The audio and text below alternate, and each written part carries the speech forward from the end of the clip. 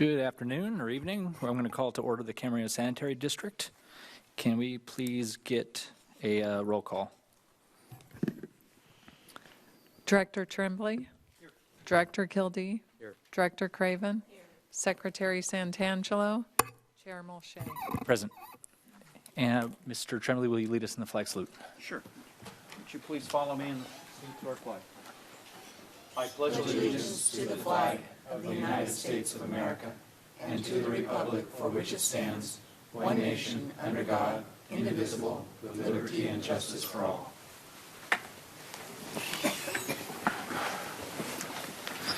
All right, do I have any amendments to the agenda? No amendments. Do I have any public comments? I have no speaker cards. Would anyone at this time like to approach and speak before the Camarillo Sanitary District? Seeing no one approach, we're going to skip to the consent calendar. Move consent. Second. I have a motion and a second. Please vote. That passes unanimously. I have no departmental items. I've got no legal items. Any comments from staff? No, and any comments from board members? Seeing none, and this is quick, I'm going to adjourn this meeting to May 29th. At 5:30, we are going to have a budget study session at the Camarillo Library Community Room. Okay, I'd like to call the regular City Council meeting for May 22nd to order, please, and let the record reflect that all council members are present. Any amendments to this agenda? No amendments. No amendments. No presentations, so that gets us down to the consent calendar. Move the approval. I'll second. There's a motion and a second. Further discussion? Hearing none, please vote. That passes unanimously. Okay, that gets us down to City Council. It's a Citizen Appointment Committee recommendation. Do we have a staff report on that, Ms. Madeline? Are you going to take that one tonight for us? Yes. So this is the time of the year that we do the appointments of our residents to all our committee vacancies. And that process started in February when we advertised for the vacancies. And then the Citizen Appointment Committee met twice, once to review the applications and then a second time to interview the applicants. And their recommendations are set forth in the agenda report. And I would defer to the committee if they want to make any comments about the process, the applicants, their recommendations. Any committee comments at this time? I think we had a really good group of people to choose from. There were people who had applied for every position. And I think that we'll have some good people on our committees. Note that we did not, and council knew we weren't going to, but we didn't select anybody for the Camarillo Ranch Foundation, pending what happens in the end with it. Okay. Any other comments from any committee members? Mr. Intangelo? I just wanted to thank everybody that applied. It was a pleasure getting to know all of the applicants, and I feel the same way that we have a good group of people that we selected. So, Any other comments? It's the will of the council. I'll move to confirm the appointments as recommended by the... Second. There's a motion and a second. In the further discussion? Hearing none, please vote. That passes unanimously. Gets us down to the finance. It's the North Pleasant Valley Desalter Facility. Yes. Rocha, will you take that one? Yes. Mayor, members of the City Council, you have before you tonight a resolution to initiate proceedings to issue water revenue bonds to fund approximately $16.5 million in cost to construct the North Pleasant Valley Desalter Facility and to retain the bond professionals required to complete the issuance of the bonds. This is the first step in the process. We anticipate bond documents being brought forward to the council for approval sometime in July. But this would allow us to work with our financing team to proceed and start the process for the issuance of revenue bonds. All right. Is there any questions of staff at this point? Mr. Mulchay? Jeannie, I have one question. We staff report mentioned that we're going to be opening the new bids next week, May 29th. I'll defer to Mr. Yes, Kotzel. actually, we have an update on that. The bid opening is going to be extended 1 week to June 5th upon request of the contractors that need some additional time. So we're going to be doing that extension of time with the intent to come back to City Council for award on June 26th. Then Dave, maybe both you two can answer this question. Why are we pursuing right now a fixed number in regards to the bond if we haven't opened the bids and we don't quite know what that box holds? Because I know we don't quite know what, we're going through this process twice. This is the second time we've gone through the prices because we were surprised once before as to the steep ramp up in costs. And I know that we're not 100% sure as to what end those costs will continue to rise as we go through this process again. So I'm wondering why we're confident in assigning a fixed number right now when in just 2 weeks now we'll be opening the bids and we'll know what that answer is. What I would say is we met and sized this amount based on the project that we anticipate, knowing that we have a little bit of flexibility on the funds that are available. We also have an opportunity to revise or update this number in the time frame that we have. A bond process does take a number of months, and so we are starting that process. And as I indicated, we're not bringing the bond documents back until July timeframe. So if the project changes significantly, we would address that at a future meeting. So hypothetically speaking, let's say it comes back several $1 million higher than what we anticipate. What would be the process then for, would the bond be what will come back to us in July? Would that be amended then and proposed differently than it is now if that's how we pursue to fund the additional unanticipated costs? Our financial advisor, Kurt DeCrenis, is here this evening. I think he might be able to help answer some of these questions as well.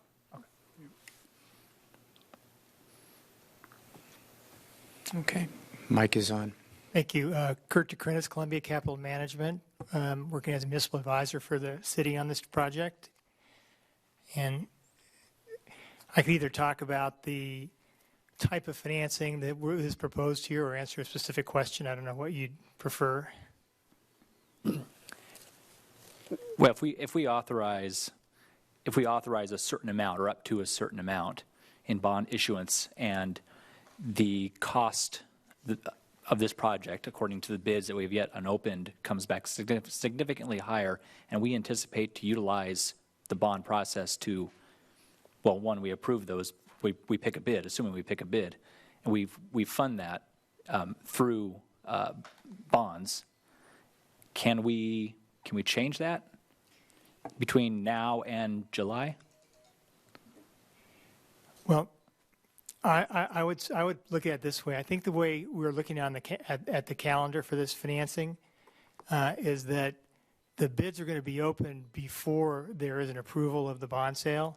So the bond sale isn't scheduled to be approved till sometime in July. You'll have your bids open, and you'll know what your costs are, and you'll be making a business decision whether you're going to go forward or not go forward, and you'll know what your other sources of financing are. And so if right now I think the shortfall that's looking to be bonded is about $16.5 million, and that money at that time, if the bids come in higher than you anticipate, you may make a business decision and you may decide, well, maybe we should bond more, maybe we should bond less, but you'll have those bids open long before the bonds are approved by the city council, and certainly no bonds will be sold till after the city council has approved the bond sale. Mm-hmm. So they're really, I think the way this is set up, you'll have a lot of control over how much you're going to borrow. And so I don't see that you'd be in a position where you had borrowed money either not enough or too much. Okay. And additionally, the resolution doesn't specify a dollar amount. It's just the summary information I was reading from says approximately up to $16.5 million. Mm-hmm. So we have the flexibility to increase that bonding if the project comes in at a higher amount. Yeah, I mean, the water utility itself has a lot of bonding capacity, probably 40 or 50 million. So right now, there's no debt on that utility at all. So there's a lot of flexibility here for the city to decide, how much it needs to borrow or chooses to borrow. And once all that is determined, help me understand this. I think I understand this process. But once this is all determined, you guys will come back. The city will and staff will come back before the council for final authorization on a fixed amount, Well, yeah, on a well, particular amount, I mean, for issuance of the bond. yeah, even the action today is simply to hire the team to actually put the deal together. All the legal documents and the sizing, the bond indenture, because these are water revenue bonds, and they are controlled by a number of legal documents, a bond indenture, installment sale agreement, a number of other documents that have to be drafted. And all those documents, including the bond official statement that would be sent out to investors, and the notice of sale, which tells investors when the bid's going to be, because what we're talking about here is doing competitive bid here for the bonds. All that has to come back before the city council for approval before anything can happen. And that's not scheduled to happen until sometime late in July. Okay. Thank you. Yes. Mr. Tremblay? So just to make sure I understand it, and let's just clarify, this is just the preliminary first step to hire professionals to start the process, correct? It's not locking the city into any particular sizing, correct? That's correct. There is no number in the resolution itself. There's a reference in the staff report, correct? correct. And that means that the city has and the council has the ultimate flexibility to choose the ultimate issuance amount of the bonds, right? That's correct. Okay. And that amount will be known. There are a lot of issuance documents ahead of us that we're going to see. We won't see for another probably 60 days or so, right? Including a prospectus and an installment sale agreement, et cetera. And we'll be asked to review that. I just want to make sure that I clarify Mr. Mulché's questions. Final question is, how were the professionals chosen? We had conversations with our financial advisor and are selecting professionals that the city has previously worked with on other issues. Okay. So I take it that means there's a great deal of confidence in these professionals. Right. We work closely with Kurt. He provided us some information on bond counsel. In this case, Quentin Timmig is the bond counsel, and Marianne Goodkind's firm is the disclosure counsel. Okay. Thank you. Any other questions? No? Okay. I do have a blue card. We've got Barbara Williams here tonight with us. Barbara, would you like to make a comment? The microphone's on. Am I the only one? As of right now, yes. That's a shame. Okay, let's go back in time. Charlotte pointed out the desalter became gold-plated due to the insertion of items to appease the neighbors each time the desalter was moved. I pointed out it did not have to look like the library since it's an industrial site. The council then chose to go back and redesign to get back to the established budget. Sometime after that, you believed what you were told and changed your minds since you had been convinced you would not save money by redesigning. So we get the same old thing with an unneeded bell tower, an unneeded classroom, and a building that looks like the library. As usual, you did not think outside the box and believed what you were told. You made the Nishimori family take down their strawberry stand and delayed the start of sales because then they had to move it back to its original site because of your additional delay. The impact to this family and the desire to issue bonds is the result of your only-in-the-box thinking. I'm willing to bet dinner for each of you. It could be built within the budget if you scrap the existing building and add a manufactured building for the offices and the lab. I think it is a safe bet because you'll probably just ignore me like you've done in the past. I know a manufactured building was brought up, but then you wouldn't have your Taj Mahal. Did you even request a quote for a manufactured building for this industrial site instead of a ground-up building? For those of you who get your water from the city, and I guess none are here tonight, you've been screwed. They have to issue bonds, which is not free money, to build this long-awaited monstrosity. You will pay for the decision not to redesign. So glad I'm in Camarosa Water District. You know, the water district that built their desalter within their grant money. In my opinion, you should put the issuance of bonds up to the voters of this City of Camarillo Water District. If you don't do that, then scrap the building and put in a manufactured building, since labor for building is scarce due to the fires, and you really could save enough from a ground-up building to not need bonds. Check it out. Don't approve the resolution to issue bonds to build your desalter with. Live within the budget and don't go into debt. Thank you. Okay, so that's the only blue card I have. Is there anybody else who would like to address on this issue? Okay, so let's see, are there any other questions that any council members have at this time? A comment. How about comments? Let's start with comments. I have a comment. Craig? I just want to say that there are two ways of looking at how you finance capital projects. One is that you save and save and save, which we had been doing, and we saved a significant amount of money, and that's all the people who had been using the water system who paid for that, because none of this money is going to come out of the general fund. It all comes out of water customers' fees. The other way of looking at it is that you build it now, and the people who will be using the facility in the future are the ones who will be paying for it if you bond for it. And so we will have a mixture of that. Some of the, and I'm assuming the bids are going to come in at a level that we will approve going forward with the project. We'll have some that people paid for and in the past, and some of those people are no longer here, and we'll have some of the funding that people in the future who will be using the water system, the desalter, the water from the desalter, they'll be paying for it. Any other comments from anybody? No? Mr. I'm sorry, Mr. Tremblay. Nice to meet you. Thank you. All right. I understand the comments from the speaker. However, saying, don't go into debt to build the, I think it was referred to as a long-awaited monstrosity, at least that's the way I wrote it down. And I don't agree with that. Let me just speak to the necessity of the desalter, because if the ulterior motive in that message was don't build the desalter, then respectfully I disagree. First of all, tonight's step is it's a timing issue. It's just simply being sure to retain the professionals that we need in order to do it. As far as the desalter is concerned, right, it's unfortunately more expensive than staff and the engineers originally thought, and some of the additional costs has to do with what is in the desalter facility, but a lot also has to do with market conditions and the cost of labor.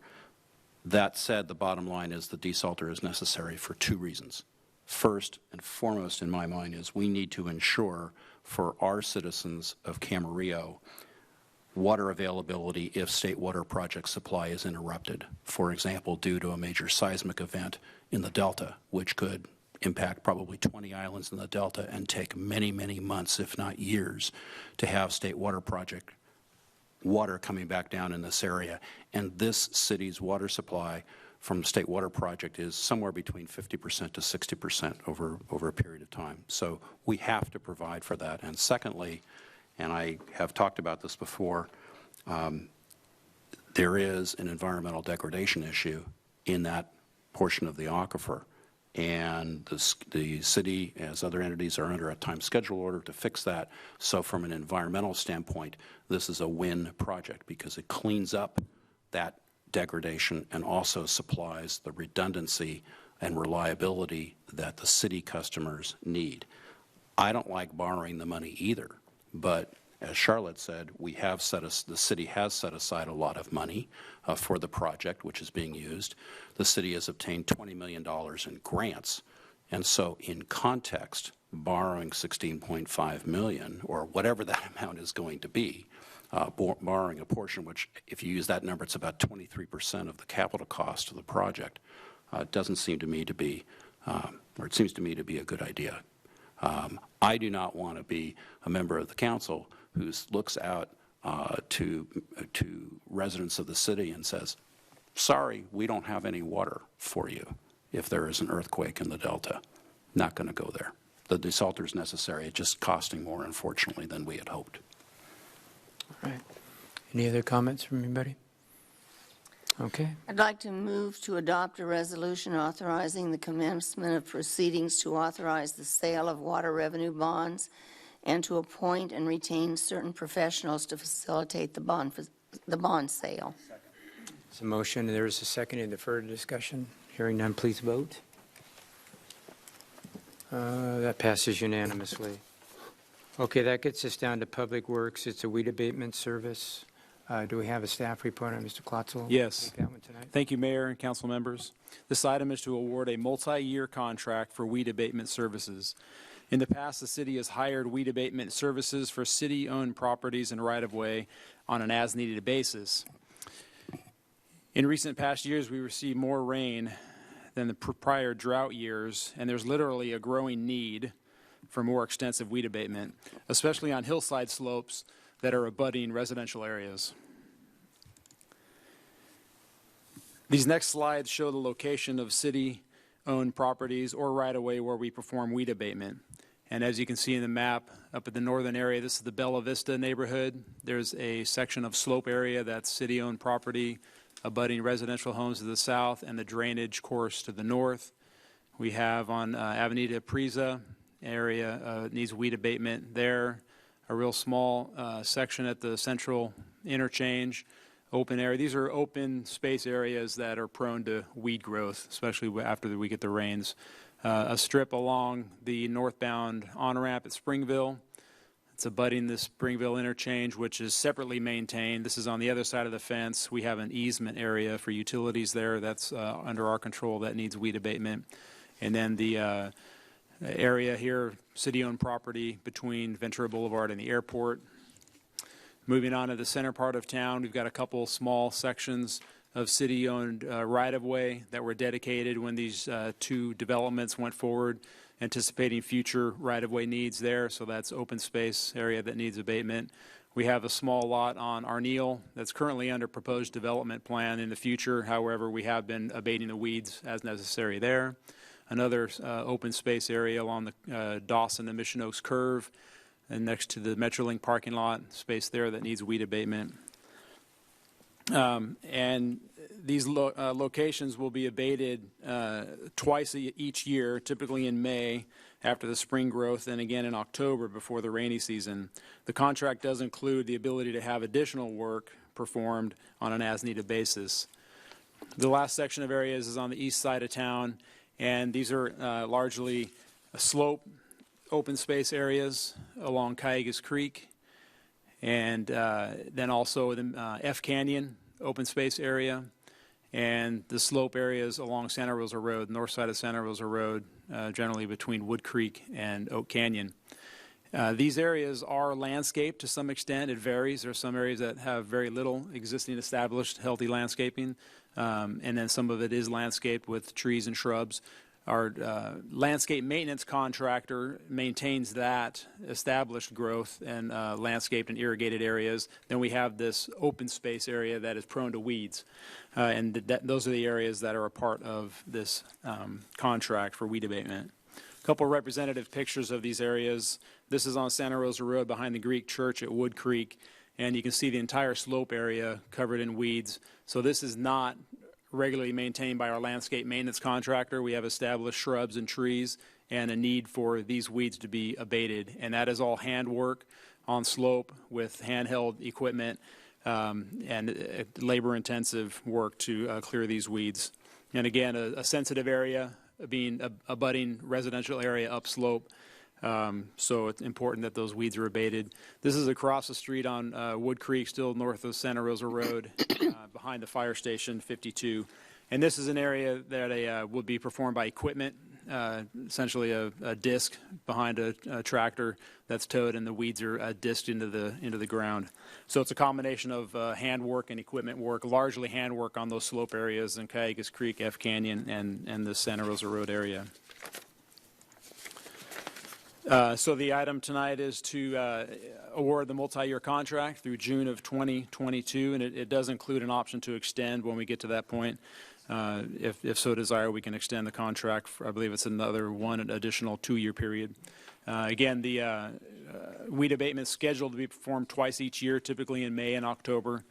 Large effort being in the May timeframe. Upon award tonight, we're going to have that work performed as soon as possible. Again, with the major intent of removing any possible fuel for, God forbid, any brush fires that would occur. But the obvious intent is removing as much potential fuel as possible. And then, of course, we have the option to add in work as needed when additional weeds pop up that we need to go address. This contract will provide for that. So that concludes my presentation. I know there's some questions. I just want to start it off, Dave. So a lot of this is handwork. So if they come across, let's say, a tree or something that is not doing well, will they remove that as well, or how will they deal with that? And obviously, after the rains, we get, a lot of the shrubbery starts to grow again. Will they pull that out, or will they just kind of mow it down, if you will, or how are they going to do this? If it's a weed that can be abated or removed as large shrub or something as a part of this contract, they'll go ahead and take care of it. The larger vegetation that would need to be addressed, either pruned back or trimmed or removed, will be handled by one of our other contracts. We have a landscape maintenance contractor on routine maintenance that would take care of those items. We also have a tree maintenance and removal contractor that we would have come in and remove a tree if it needs to. And so those items are seen each time one of those contractors is out there. This inspections would occur before this contractor would go out and perform services. And if and our staff is aware and looking at these, especially these sensitive areas, to see those kinds of that kind of vegetation that may need to be addressed with a removal of a tree or a large shrub. Okay. Thanks. Ms. Craven had a question. Yeah, all of the areas they'll be dealing with are the ones that were in green on the various slides, right? Correct. So there is a stretch south of Mike Losa and adjacent to a field, but there's a drainage facility south. There's a fence, and then there's a ton of weeds, and then a drainage facility, and then there's a field that the people next door on Constitution at one time said caused way too many bugs coming in, and that's being taken care of. But there's still a strip there, but that's not ours. I believe that's not ours. That's private property. So we can. Okay, there's a concrete drainage facility there, so I don't know if that belongs to the private property or county or who. It could also be, we have another effort that's covered under ditch cleaning, a separate contract that covers that. So it could be a part of that. I would have to double check and see. Really tall yellow weeds in that area, just south of the fence. Okay, well, I was trying to get it in here. Any other questions or comments from anybody? No? Okay, I've got a couple cards here. Okay. Barbara Williams? In 3 minutes, if you would. Yes. Yeah, prior to the Springs fire, we out in the Camarillo Springs, we would hire contractors to come in. And what they would do is they'd go through and they would actually kill the weeds and then remove them. After the debris flows that we had, we worked very closely with the county fire inspector who would come through and talk to us about this. And in actuality, it's not considered weed abatement anymore. They call it fire risk management. And it's going through and looking at all of the property that we had to deal with to figure out the best way to do it. You don't take where you have all those weeds on a slope and take out everything. You leave about an inch worth of material there so that when you do have rains, you won't have erosion of the soil and things like that. It also includes where you do have some bushes and trees, cleaning any dead growth up, from the ground level and stuff. Because any of these sites that you have, it possibly could start a fire from somebody throwing a cigarette or something like that. So I highly recommend that you look at it a little bit differently than you've done in the past and get with the county fire to find out what the new ideas are in doing these things so that, like we had in the Springs when, all the anchoring vegetation gets lost in a fire, then you don't have to deal with something because any of those, especially the slope areas. But it's looking at it from a little different standpoint. And the other thing, if there are any palm trees there or any on any of these properties, they ask for the palm trees to be, the dead fronds to be taken away at least every other year, if not every year. So those kind of things. So looking at it from a fire risk management standpoint, the city needs to, really work closely with Ventura County Fire as far as the new ways they look at things. So, thank you. Thank you. Any other blue cards for this? Okay. Any more questions or comments from Mr. Mulchay? Mr. Klotz, did we receive a lot of bids in for this, and is this the most competitive one? Actually, we did not receive a lot of them. This was you mentioned that this is the one bid was submitted by this contractor. Okay, so we only got one bid. This is the only one we got. Correct. Yeah, we had a notice inviting bids and mandatory pre-bid meeting where the work was discussed, the locations were gone over and discussed, and only the one contractor attended the mandatory pre-bid meeting. So. Okay. Any other questions? Mr. Klotzel, so as far as how they trim this, do they leave, some of this, so obviously for soil erosion will be somewhat mitigated? Yeah. Right, and I was looking a little bit further into the scope of work starting on Big Stamp page 3, and it does actually specify in there that the dead trees and plant material will be removed, and suckers and low-hanging limbs, and that will be lifted up, will be pruned appropriately, and all that done according to International Society of Arboriculture standards. And of course, if the standard and I guess if there's newer approaches where it makes sense to leave some of the growth on certain hillsides, then we'll follow that, of course, to end up with the best treatment possible of the area. Any other comments or questions? What's the will of the council? Move to authorize the city manager to execute a multi-year maintenance services contract with Charles Van Nordwick Weed Abatement Incorporated in the amount of $230,000, including annual CPI adjustments for fiscal year 2018-19 through fiscal year 21-22. Second. There's a motion and a second on the floor. Is there any further comments? Hearing none, please vote. That passes unanimously. Gets us down to community development, building and safety services, public work inspection services. Do we have a staff room, Mr. Barker? Yes, we do. Thank you, Mayor Kildee. Staff has been working with Charles Abbott and Associates on an extension to our professional services agreement. David Moe, Assistant Director of Community Development, will highlight the agenda report, and we have Renee Mario, our building official, available as well. Thank you, Mayor Kildee and honorable city council members. On May 13, 2015, the city council approved the agreement with Charles Abbott Associates to provide building and safety services as well as public works inspection services for the city. The term of the agreement was a 3-year period with the option to extend the agreement for 2 one-year periods upon city council approval.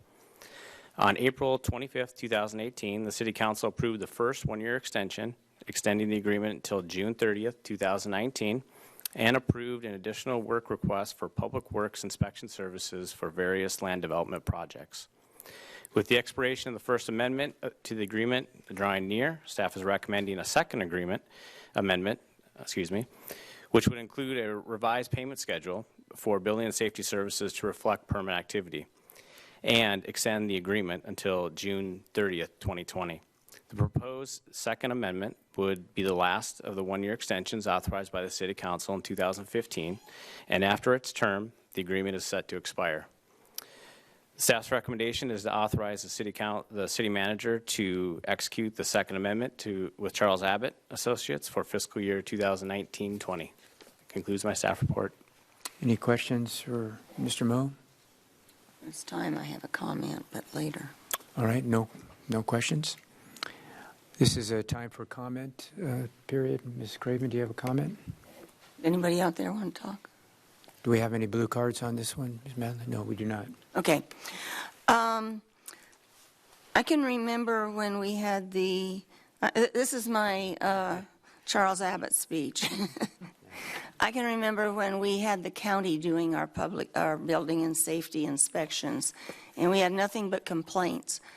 There wasn't a week went by that every council member didn't get about 2 or 3 calls complaining about the service they got from the county. And so sometime after the Northridge earthquake, we took stock as to what was happening, and we decided to cancel our contract with the county, and we took proposals from various companies. I was on the interview committee, and Charlie Abbott and 2 of his people came in and talked to us, and he was quite a large man, with a big smile, from Texas, and everything was going to go just fine and rosy peachy. And I thought, man, I got to check up on this guy, because his company in the interviews rose high above any of the others. I think we interviewed 3. And so I took it upon myself to call either the city manager or a council member. I was preferably looking for a council member in every city and there was quite a list of cities where they were contracting to do building and safety services.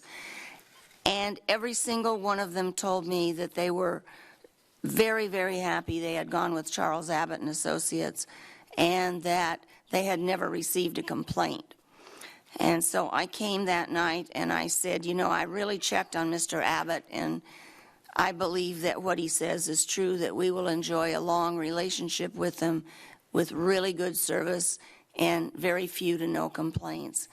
And I don't know what the rest of you get. I don't know what staff gets, but I do know that I have never received a single complaint about Charles Abbott and Associates with regard to the services that they provide for building and safety for the city of Camarillo. So I can certainly support this. Any other comments at this time? Mr. Moshe? To piggyback on Mrs. Craven's comments, I don't personally have a lot of interaction with Charles Abbott or the work they do on behalf of the city, but I speak to a lot of contractors from time to time because of the nature of work that I do. And I get usually almost nothing but glowing reviews about the Charles Abbott staff and the services they provide. So I've yet, in the contractors I've dealt with and spoken to about this topic, I actually haven't got any complaints. Any other comments? I'll just add that when I was here at the beginning, that Mr.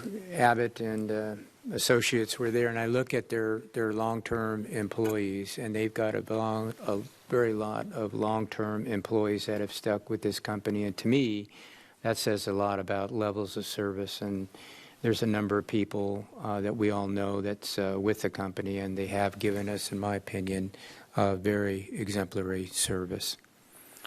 So those are my comments. Anyone else? Okay. So will the council?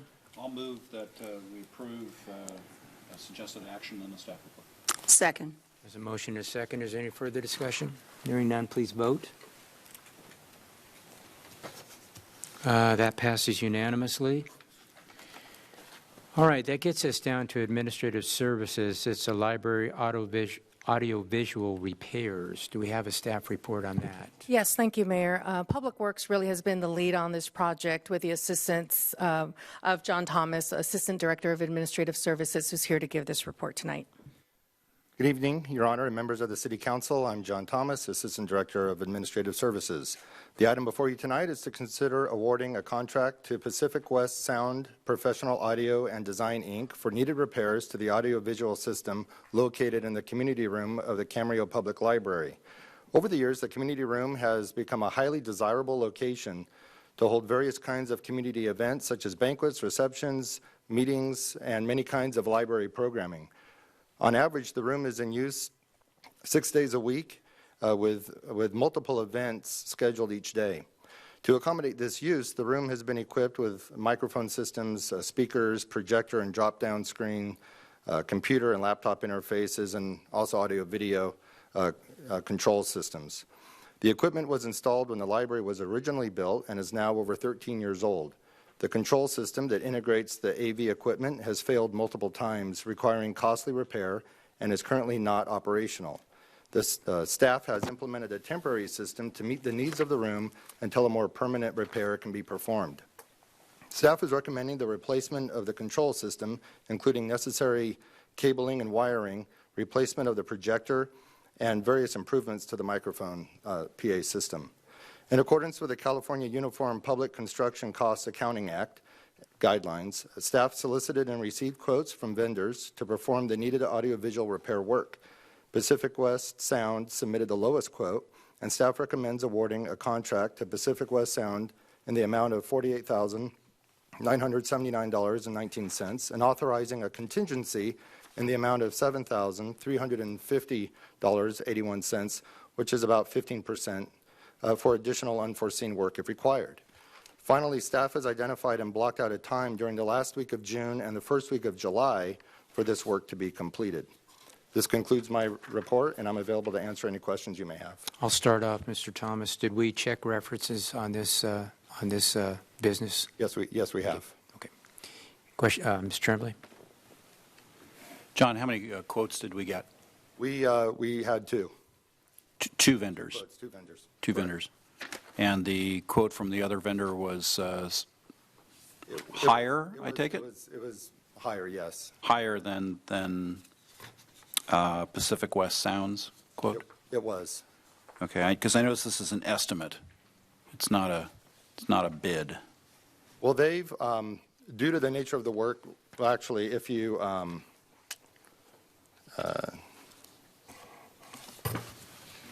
there are some, it's actually included in some of their costing. It may actually be less than this.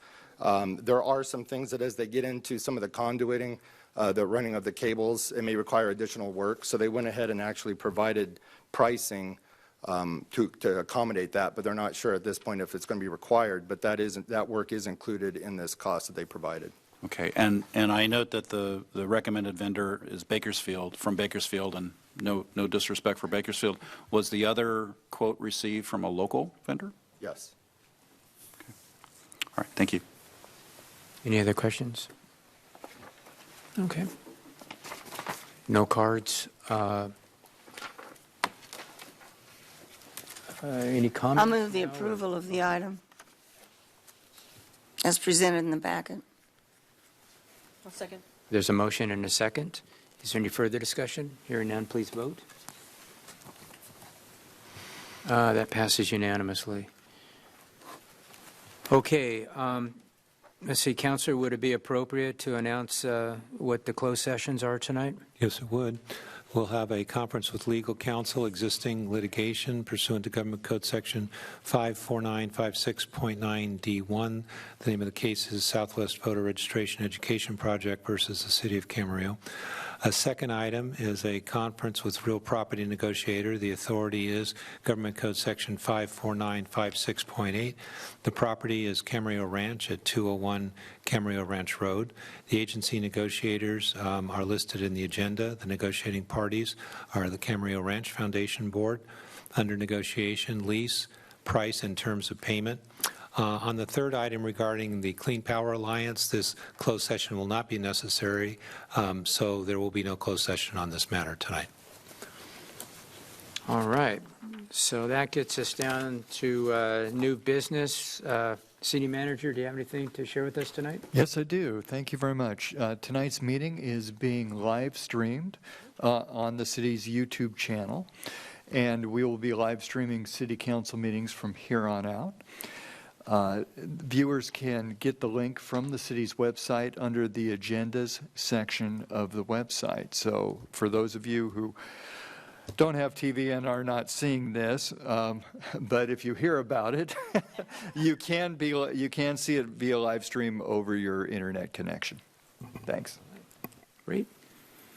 City Attorney, anything tonight? I have no items. No items. Okay.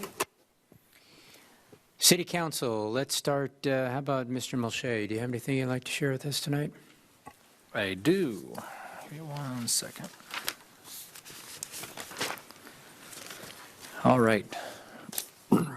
Meetings attended. On Monday, May 13th, I attended a special meeting in the City Council with all of you. On Tuesday, May 14th, I, along with Mrs. Craven, attended the ad hoc committee for the Camarillo Ranch Foundation. On Thursday, May 16th, I attended in Mr. Vice Mayor Trembley's absence the Economic Development Collaborative Board meeting, where I thought it was really interesting. They had the liaison for the Ventura County Film Commission speak and gave a presentation as to filming in Ventura County, and he just noted that Ventura County is more and more becoming a place that not just motion pictures, but commercials and a lot of TV is wanting to kind of travel to. If they need to get out of LA when they're looking for certain shoots and certain locations, they're finding more and more in Ventura County, and Ventura County seems to be more accommodating to that particular industry. So Camarillo specifically had 25 permits last year for a total 42 active days. And the economic impact, as they calculated, was $840,000. So we're kind of in the middle of the pack when it comes to all the cities in the county. Friday, May 17th, I met with Assemblywoman Jackie Irwin just to get to know her again and give her an update. It was at her request, and get to know me as a new council member, give her an update of just kind of what was going on in Camarillo. Spoke to her about a few legislative matters, bills that were in the legislature that the city had already published opinions on and positions on. And I simply just reinforced those, particularly when it came to development, and kind of reemphasize the city's desire that when it pertained to land use and development, that we'd prefer to keep that control here. And any kind of superseding or stripping of local ordinances or regulations in regards to those is not something that we're in support of. On Monday, May 20th, I attended investment committee meeting with Mrs. Craven. Also in the evening, May 20th, I attended the community workshop for the reuse of Dizdar Park at the library. Yesterday, May 21st, I attended another ad hoc committee meeting pertaining to the CRF. And really quickly, I'm just going to take a second, but I have two kind of requests of staff. One is of our Director of Community Development. And in lieu of a more robust communication system or notification system regarding development, I was wondering if we could get an update quickly as to the status of the Camino Ruiz and Verdugo housing development and the Camarillo Springs development, only because I'm getting so many questions and I'm seeing a lot of activity online as people talking about that. And I'm seeing sometimes misinformation or people just simply not knowing and not having answers. Can you provide some insight? Yes, first of all, I want you to know that we're actively updating our website with accurate information on the status of both those projects, so that's in progress right now. Yeah. And in regards to the Camino Ruiz general plan amendment, we held a scoping meeting to begin the environmental review process on April 9th here in the council chambers. And the administrative draft of the EIR is being prepared at this time, and we anticipate receiving that for our internal staff review sometime in June. And then once that's prepared for public review, obviously we'll notify all the interested people and everyone within 600 feet. For the scoping meeting, we went well beyond that 600-foot radius and captured many of the additional property owners north of the Camino Ruiz project, even north of the industrial development just adjacent. So we're actively engaging potential interested persons on the review process. So we'll keep that going. Now with the Camarillo Springs project, the applicant, New Urban West Incorporated, is prepared to provide the cost to enter into a contract. The coverage would be for city to enter into a contract with Cadence Environmental, and we're finalizing the details of the scope of the environmental work at this time. The city will manage the environmental review process and will also manage a contract with the Nadelson Dale Group to look at an economic study associated with the proposed general plan amendment. We're finalizing those two contracts at this time, but as I said, New Urban West will be responsible for paying the cost of those contracts plus a 15% administrative fee to cover staff time. And we anticipate holding a scoping meeting to begin the environmental analysis on Camarillo Springs, hopefully sometime in July. But that's, again, predicated on us entering into the contract and getting everything lined up for the public notification of that meeting. So that's where we're at on that project. Okay, thank you. And the last one was kind of an idea or a suggestion from a resident. And she reached out to me today, and she loves recycling. She loves the fact that you can recycle all kinds of things throughout Camarillo. One of her chief complaints, though, is that you have to go all over the place to recycle different things. At the library, batteries, at the police station, prescriptions, which that one I understand. There are different electronic recycling events. But she was wondering if the city could maybe do a study or look into different ways to where we can be more accommodating to those who want to recycle and different things that we can recycle. Whether I know that we have pamphlets, we have information in regards to different facilities you can go to recycle, but if there is any way to better centralize that, whereas people can go to one place and recycle a whole host of goods, and somehow different organizations can come and pick those up from that respective centralized location. The idea being driving all around town, driving all the way to the library just for batteries, and driving all the way across town to recycle my computer, and driving all the way across town to recycle my something else. Apparently you can recycle denim. I didn't know that, but maybe I'll start recycling my jeans now. But our request to staff, if maybe we can look into if there's any potential improvement with how we can recycle goods or how we can encourage recycling and make it easier for people to recycle, particularly those who want to. Out at Safe Harbors, they take everything. I don't know about the denim, but all of the batteries and the TVs and everything else, but it's only on one weekend a month. Yeah, they have recycling events, right? It's every single month. The first weekend that has both a Friday and a Saturday. Council member, if you can provide us with that person's information, we can assist them. Okay, thank you. That's all I got. Thank you. Mr. Tremblay? Thank you. In terms of meetings attended, I attended the Ventura County Transportation Commission board meeting on May 10. That was my first meeting of that body. Thank you.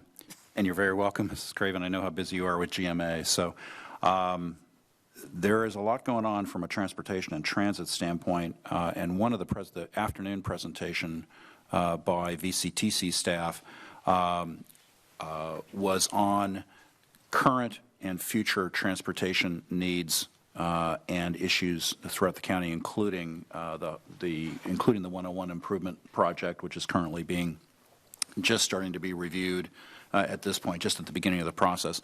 And during that workshop, I asked VCTC staff to consider a presentation to all the city councils, including ours, on that, so we are all updated on what is going on with respect to that project and also VCTC's general issues. May 11th, I had an Eagle Court of Honor for Frankie Rogers at Troop 225. I pinch hit for Kevin on that. That was fun. May 13, we had a City Council special meeting. On May 16, thank you, Sean, for covering that Economic Development Collaborative Board meeting. I sure appreciate it, and it looks like it was an interesting one. On May 20, earlier this week, we had Community Workshop number 1 on Disdar Park and the firehouse at the library. I attended that, and on May 22 today, I had a Clean Power Alliance Finance Committee meeting, and then, of course, City Council meeting tonight. And speeding through this, I have 2 things I wanted to just chat about. Actually, both comments. On April 24, with regard to the Senior Community Center, or the Senior Center Community Recreation Facilities Project, I want to pronounce that correctly, with Pleasant Valley Recreation and Park District. I know there is a liaison committee meeting tomorrow that Mrs. Craven and I will be attending. I know that, or we anticipate that we're going to have more refined numbers for the project costs for that project sometime in July. But on April 24, I know that I previously asked city staff in our council meeting for an evaluation of our financing options, including the potential formation of a public financing authority via Joint Powers Authority, and to be presented to council so we could have some time between now and July to start thinking about some of these issues. And I wanted to use that time wisely. So I just asked staff asked the city manager what the status of that process is. Currently, well, we've been very busy with budget and getting that together. Your request has taken a step back briefly until we can get through the budget process. However, we will begin our research on that and start to sketch out some things. We don't have it currently on the calendar, but we do understand your request and the timing. Okay. All right.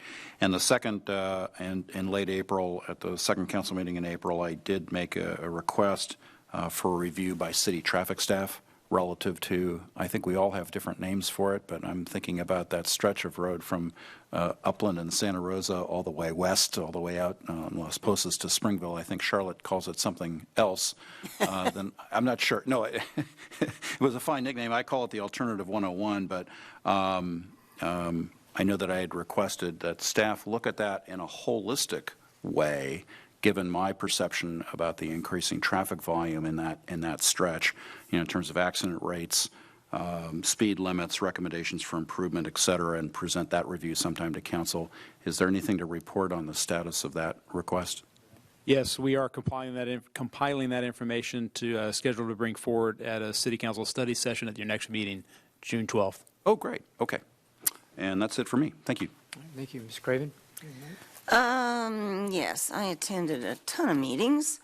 The Pleasant Valley Rec and Park Liaison Committee meeting, and then another one on the 13th. On the 14th, the Fox Canyon Fiscal Committee. On the 15th, the Citizen Appointment Committee. On the 20th, the Investment Committee. And this afternoon from 1 o'clock to 4:30, I attended 2 Fox Canyon Groundwater Management Agency meetings.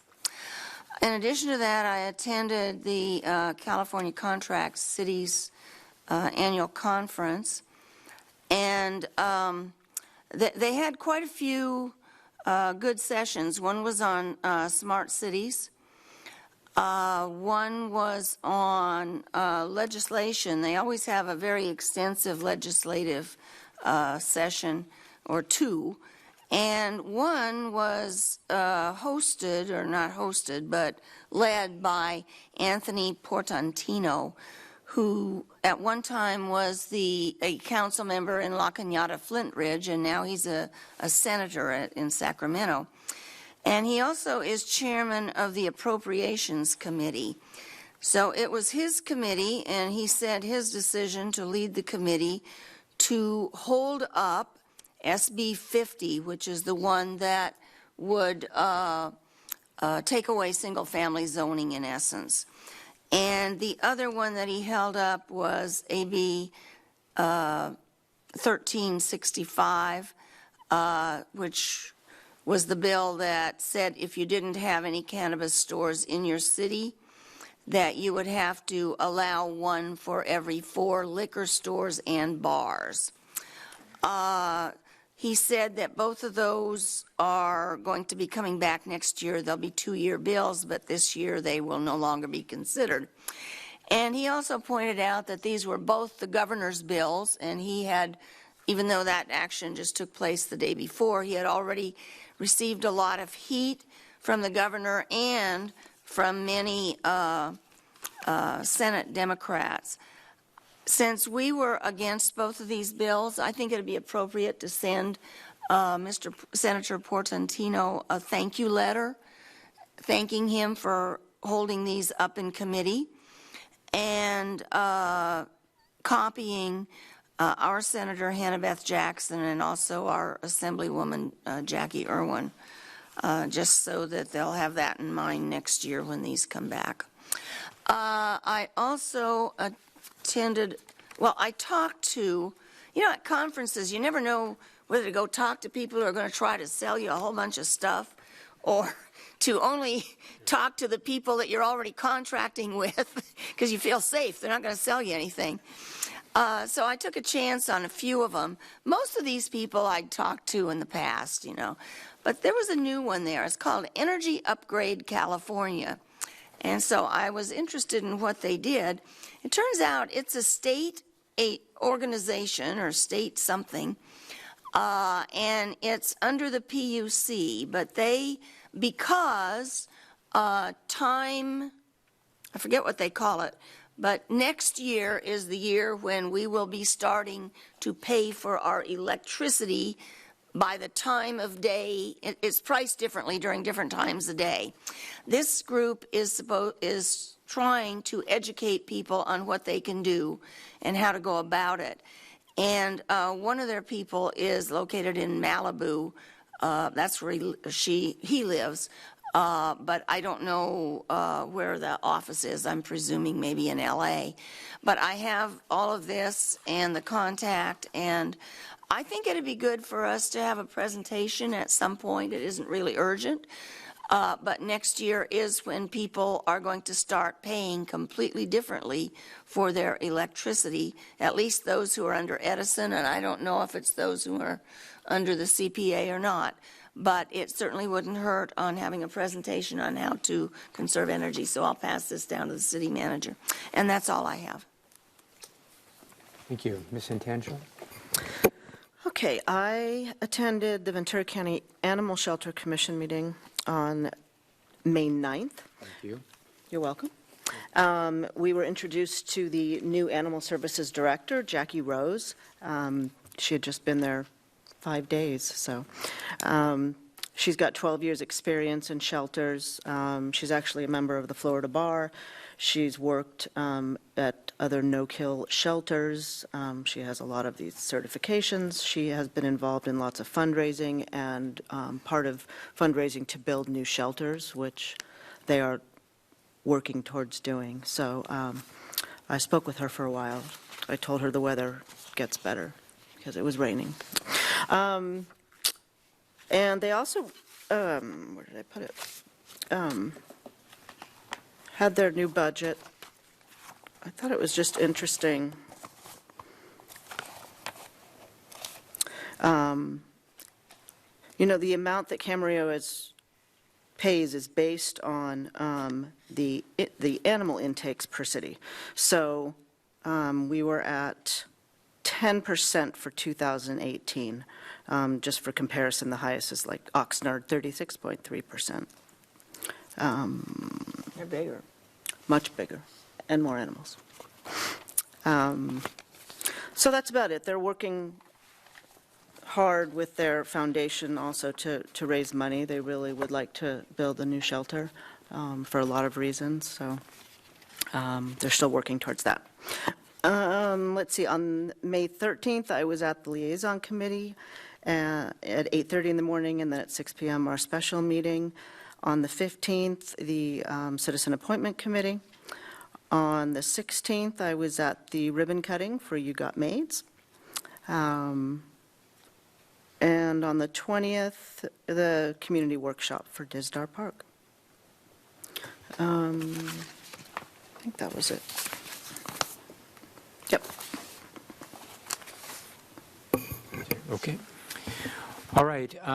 So the 9th, I was at a VCOG meeting. The 11th is kind of a neat event. I actually attended that shredding event. That was at the Pleasant Valley Recreation Park District. I had a number of boxes of stuff that I've been saving for that, so I was looking forward to that event.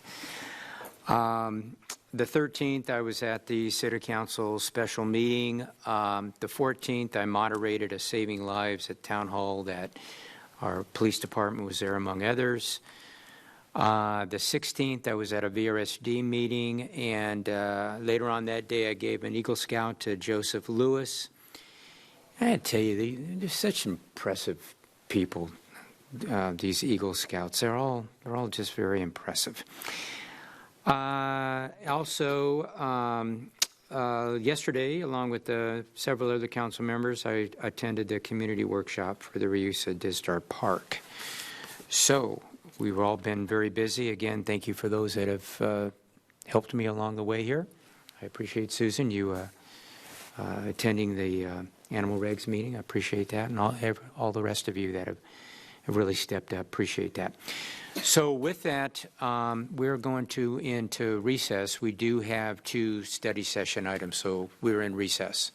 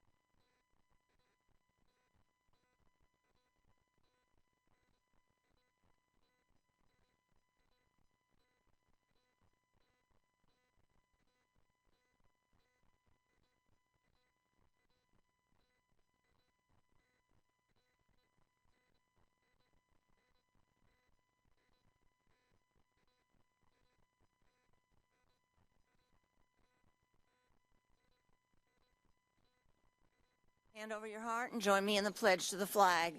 I pledge allegiance to the flag of the United States of America and to the republic for which it stands, one nation, under God, indivisible, with liberty and justice for all.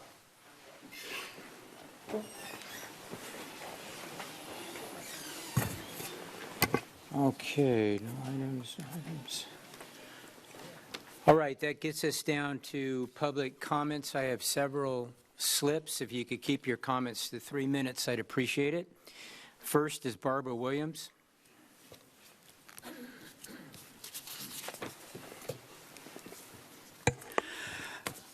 First, you have not explained why discussions with the Camarillo Ranch Foundation has to be done in a closed session. Being in the red for a long time, closing on Tuesdays, that only the Finance Committee sees a complete budget, and losing many of the docents is public knowledge. There is no lease or pricing that needs to be addressed. The Camarillo Ranch Foundation, and their current way of doing business, does not manage the ranch prudently. Discussions need to be transparent and open to the public. Thank you, Mr. Norman, for your reply to my questions regarding the newsletter from the Camarillo Springs Redevelopment Advisory and Communication Committee. You confirmed the flood protection plan submitted to FEMA has not been approved by the city. And don't forget that I told you that the modeling is invalid since they did not use actual data for the flows from Conejo Mountain and the community onto the golf course, which is now a floodplain that allows runoff to slowly percolate down to replenish the groundwater. The issuance of a contract to Cadence Environmental Consultants by the city, as addressed in the newsletter, confused a lot of us. It implied the city was creating the draft EIR. And as we heard earlier, the cost of the consultants and all the work to create the draft EIR, plus 15% admin fee, will be borne by NUI. Reported at the end of the discussion in the newsletter, it was stated, quote, "The advisory committee will keep you informed about how and when to express your concerns," end quote. I plan to continue to address the many issues associated with developing our green space and wildlife corridor. And the tentative track map on the city's website showed they plan to build condominiums. And like Mr. Vaca and I addressed, it's actually what was submitted was 30 senior single-family homes, mostly single-story with a few with a second-story loft. I have requested you to get a briefing from the Ventura County staff involved with the approved Wildlife Corridor Ordinance. They expect you to protect the portions of their wildlife corridors that fall within Camarillo city limits. NUI's plans have them building the homes on a platform of 8 to 10 feet and creating berms along the ridge view to block any overflow of Conejo Creek. That will block part of the corridor that allows wildlife to travel north of US 101 via Conejo Creek. You're obligated to protect our wildlife like the city of Moore Park has assured the county they will do. When you really study this, I expect you will see the development is not compatible with protection of 2 protected species, the Canadian geese and mountain lions and other wildlife that use a golf course. And Mr. Mulchay, if any of the advisory committee or NUI approach you with regards to benefits of their work with regards to the sanitation plant or the flood protection in that area, I hope you will let us know so that we could request equal time. And I'm assuming that if any of the other council members are approached personally by them with information that could try to sway your decision, that you will let us know and stuff. Thank you very much. Thank you. Next is Harold. Sorry. Hey, Harold. That's not, oh. My name is Harold Hyman. Sometimes I'm referred to as Hal. I live at 6473 San Como Lane in Camarillo Springs, sometimes referred to as Almost Heaven. It has been about 4 years since the fire and debris flows hit our community here in Camarillo Springs. All the homes that were red tagged and yellow tagged have been repaired and now have sold. A good shout out goes to the city of Camarillo for providing funds and man hours to the protection now of the homes in Camarillo Springs. There are debris basins, debris barriers, clean drains, and that is ongoing. The surveillance of the property is ongoing by the first responders, mostly the fire department. We are grateful to the city of Camarillo, and a shout out goes to your wonderful staff. And I'd like to segue with that. Also would like to thank you for the opportunity to provide, I'd like to provide an opportunity to provide an update on the robust outreach effort led by the Camarillo Springs Advisory Committee. From the very beginning of the process, the engagement with the community has been fantastic. The Advisory Committee continues to work to ensure all residents can provide feedback and input on the plans for Camarillo Springs. We believe that collaborating to make the plans better is in the best interest of our community. For that reason, we have formed 3 subcommittees on food and beverage, parks and open space, and golf. We now have over 40 residents participating in this. We also continue to provide newsletter updates to all residents. These brief updates serve to keep everyone informed and are also posted on our website for easy access. These brief updates have been very valuable to all of us. As a former school principal for over 30 years, I worked with communities and had, I thought, pretty good success. But I've never worked with a community that has provided as much conversation and input into this process. We thank you. Thank you. Next is, I believe it's John Gardner. John there.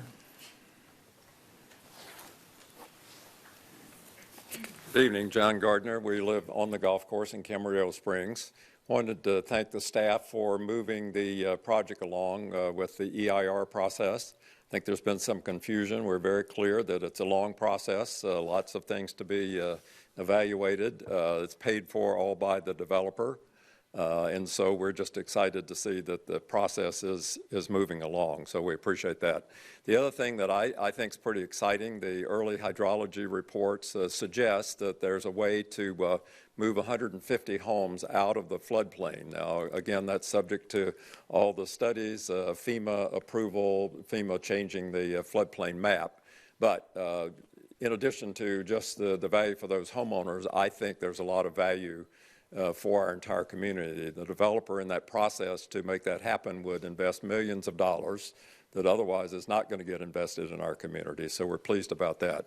I've been on the advisory committee for a couple of years, worked with New Urban West. I'm very pleased with their responsiveness to us and the way that they conduct business. I think it's been very transparent, and they followed through certainly with anything that we have requested of them. Lucy and I live on the golf course. We don't play golf, but we paid extra actually to be there. So we're excited about the idea that it's going to be enhanced and maintained.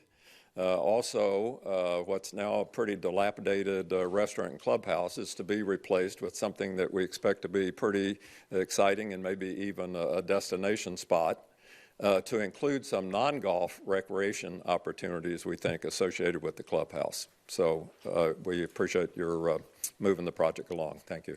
Thank you. Brian Morris.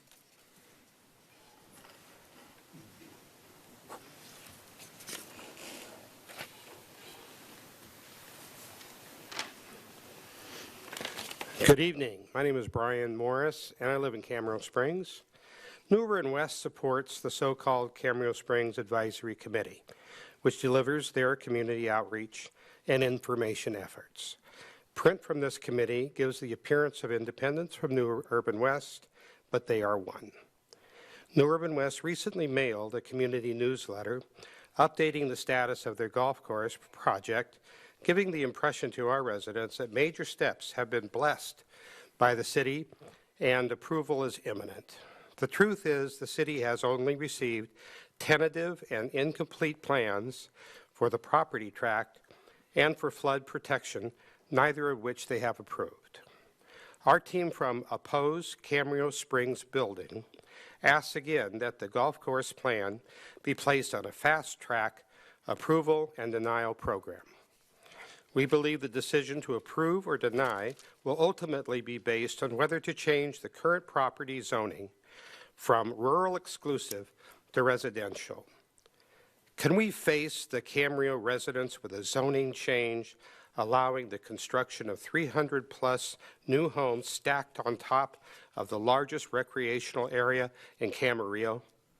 Are we ready to cover up this vital and ancient floodplain, fill in the natural springs, and evict their delicate wildlife with a 30-acre, 10-foot-high mountain just to build some homes?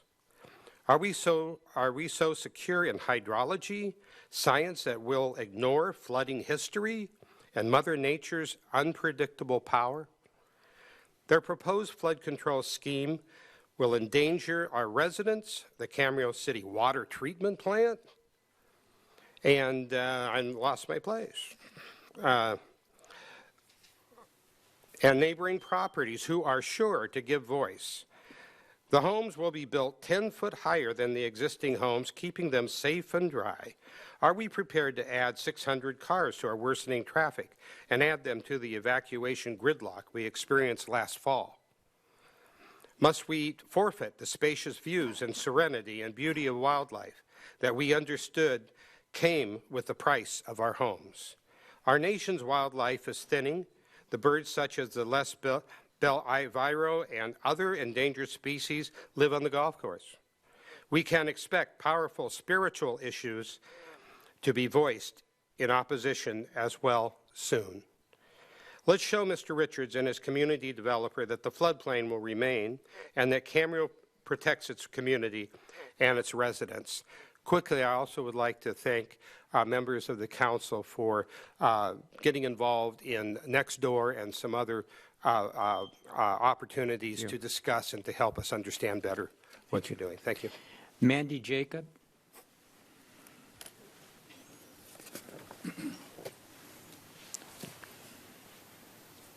Hi, City Council. Thanks so much for letting me address you tonight. We have been coming for almost 2 months now to speak to you about the 5G issue, and unfortunately, it's not going to go away. In fact, I wanted to tell you about all the different cities in Ventura County and what's going on over there. We obviously just wanted to have the residents protected from the 5G towers and ask you to put in literally one line. Follow all the other cities. There's been Petaluma, Sebastopol, Danville, Mill Valley. For any of you who are not aware, you can go to mystreetmychoice.com and see all the cities in California that have been putting ordinances into place, still agreeing with the FCC, but protecting their residents against these 5G towers, which is 24/7 microwave pulsed radiation that will be in front of your house. It doesn't matter about the health effects. I can promise you Sonoma was very disappointed when they lost 25 95% of their housing value because of these cell phone towers. No one can sell a house with a cell phone tower in front of them. And that boils down to people either leaving your city, and if not selling their houses, there's going to be a decrease in taxes, which the city is going to, unfortunately, have to deal with. The other problem, of course, is all the lawsuits that come about. Your ordinance hasn't addressed anything about the American Disabilities Act, and this is a real problem. This is a real disability, that people are electromagnetic sensitive, and that's something that you can still, the whole reason us coming here is to ask you to maintain your local control. We trust you way above the FCC, and there are ways that you can go around this. We're not reinventing the wheel here. We're just taking other cities. Ventura, for example, has got a 1,500-foot setback. Calabasas has got 1,500 setback from residential areas.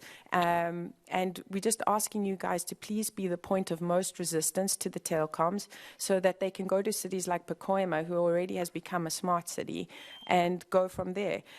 You can easily put in a pumpkin clause because we know you're part of the League of Cities, and unfortunately, the cell phone towers that are going to be going up will go up, but if you put in a clause to say, you know what, if the FCC loses, these cell phone towers can no longer function, that will help you. And the other elephant in the room that no one's talking about is the liability again. Do you know that the telecoms are not being reinsured by Lloyd's of London because they know this is going to be the next asbestos problem? And who's going to end up paying for it? It's going to be the city, because people are going to come to you for negligence and damages because you did not protect them. In your ordinance, you talk about safety and health, but unfortunately, no one is being protected about that. The other thing is, if you put in a liability clause, you can make sure that these telecoms, just say $2 million, which is supposedly nothing for them, but there are no other cities doing this, so they'd rather go to another city. So we're just asking you to be the point of most resistance, and by looking after your citizens, you'll look after yourselves. Thank you. Anita Garante.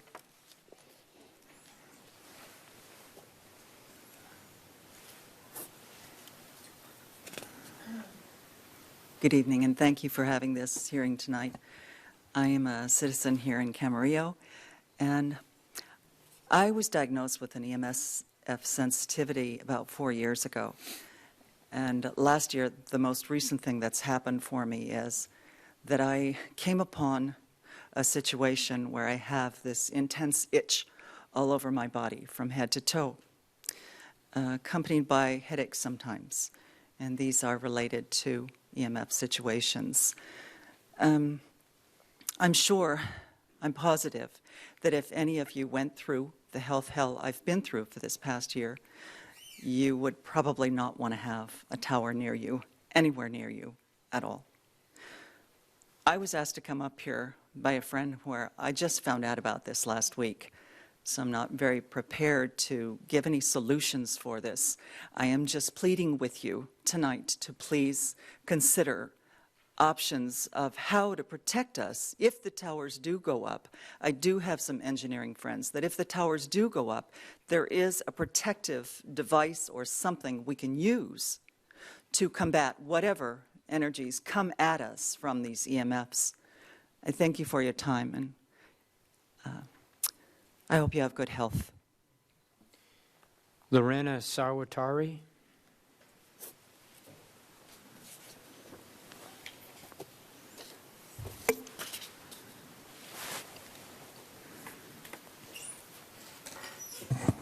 Good evening, everyone. Thank you so much for allowing me to speak tonight. And you have been hearing me speak for a couple of weeks now, and you haven't kicked me out yet, so thank you so much. And tonight, I'm going to read the testimony of this man who lives here on the Santa Rosa Valley. He asked me to please to come and read it because he's not able to attend. He has to be in Marina del Rey every Wednesday night. He said, "Dear Honorable Council members, my name is Lee Lewis and I live in Santa Rosa Valley. I am writing to you today to inform you that as my representative, I urge you to protect not only myself but all the citizens of Camarillo. I have been protecting myself from the effects of radiation with regards to the current 4G cellular networks for about 4 years. My protection includes taking supplements to offset the effects of radiation. I am confident about the effectiveness of the supplements as I am checked frequently by my nutritionist that uses the method of quantitative reflex analysis. This method also helped me to cure my wife of a non-Hodgkin's lymphoma 2 years ago. I attended the Thousand Oaks City Council meeting a week ago and expressed my thoughts listed above. At the meeting, I was able to hear about the science behind the effects of the 5G cellular network that others brought forward for everyone's knowledge. Again, I am urging you to do what is correct, moral, and safe for the good of your citizens. For your reference, Belgium has suspended the implementation of 5G, and there are many other communities and countries that are holding back this rollout of the 5G cellular networks. And he gave me a list of websites that you can check. And I just ask, that you really consider, that you really go out of your way to see how much the radiation from the cell phone towers affect people.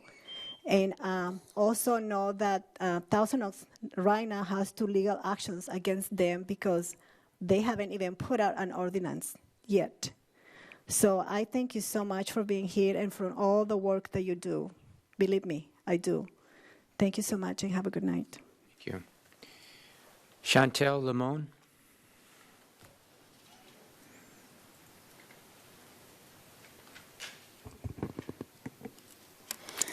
Good evening. I'm Chantel Limon, and I'm a homeowner and resident in Camarillo Springs. I've mentioned to you before about my involvement with our golf course redevelopment advisory committee, as well as with one of our subcommittees, which is currently gathering input from residents about a remodeled clubhouse and restaurant. Tonight, I'd like to share that I'm pleased that our city has moved forward in preparation of the environmental impact report for the Camarillo Springs project. To me, the EIR is extremely important because it will provide an impartial, objective, third-party analysis, which is critical to identifying and resolving environmental issues associated with the redevelopment of a portion of the golf course. I am not an environmental expert, and because of the limitations of my expertise, it would be foolish of me to make any assumptions or conclusions about the environmental effects of this project prior to these studies being completed. Like you and many in this room, I share many of the same questions and concerns as others in the community, but I'm confident in the experts selected by the city to address these issues. I look forward to learning the results of the EIR and to working together to continue our progress. Thank you. Thank you. That's all the blue cards I have for public comments. Would anybody else like to come up and make a public comment on a non-agenda item? Okay, did you? Mr. Mayor? Yes. I think under the Brown Act, we have the ability to provide a brief comment on any of the issues raised by the speakers. Tony, we can't hear you. I believe that under the Brown Act, and I'll look at the city attorney for this, we have the ability to provide a brief comment on any issues raised by the speakers. Is that correct? Yes, it does say brief comment. However, that doesn't mean it becomes a discussion item. So if the brief comment begins to turn into something that's not brief and one that would warrant being placed on a future agenda item, that can be done. But the answer to your question is yes. Right. Mr. Mayor, I do have a brief comment. May I proceed? You may. All right. With regard to Camarillo Springs, when I reviewed that newsletter, I will say that I was disappointed in that I believe that the newsletter and the accompanying bar graph created an erroneous inference that the city had approved the flood protection plan. I have some other issues with it, but what I want to ask staff is this. I believe that there should be some clarifying information on exactly what the city's process is in this matter and it should be posted on the city's website and available for anybody to review.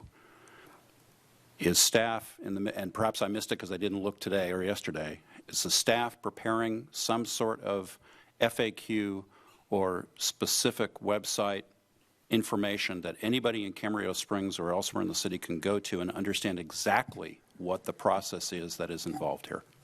Staff is going to prepare a brief status update that will be included on the webpage that's already established for the Camarillo Springs project. And just briefly asking, do you expect that to be done sometime very soon? We're hopeful that that will be done by the end of next week. Thank you. Thank you, Mr. Mayor. All right. So no more public comments. That does get us down to the public hearings, and the first one is the Camarillo Tourism Marketing District Renewal, and it's to receive public comment and no actions necessary. Do we have a staff report on that? Yes, we do. Mr. Fraser will present the report along with our partners from the Camarillo Hotel and Tourism Association. Good evening. This is the second hearing in the process to consider renewal of the Tourism Marketing District. It was the mechanism that allowed the establishment of the Camarillo Hotel Tourism Association 5 years ago, and the request now is to extend the association for another 10 years. Basically, it's funded anytime someone stays in a hotel in Camarillo. There's a 2% surcharge that helps fund it. It's been very successful. The outreach, we have, over the past 5 years, the TOT revenues have increased 15%. And of the 4 cities that are in the Ventura County Lodging Association, including Ventura, Oxnard, Hueneme, and Camarillo. Camarillo consistently has the highest hotel occupancy. We do have, as Mr. Tully, or as Tully said, we have several hotel managers here, and we have the Yuli Gonzalez, who's the executive director of the CHTA. They can come up and expand on anything. And I should say Mr. Clifford, not Mr. Tully. Any questions? Okay. So this is an advertised public hearing. I'm going to open the public hearing. And I do have some speaker cards here. I believe is it Josie Williams? Am I right on that, Josie? Okay. Good evening. Good evening, Honorable Mayor and council members. My name is Josie Williams, and I am the General Manager of the Residence Inn by Marriott in Camarillo and the Chair of the Camarillo Hotel and Tourism Association. On behalf of our Board of Directors, we would like to thank you for your continued support throughout the initial term of our Tourism Marketing District.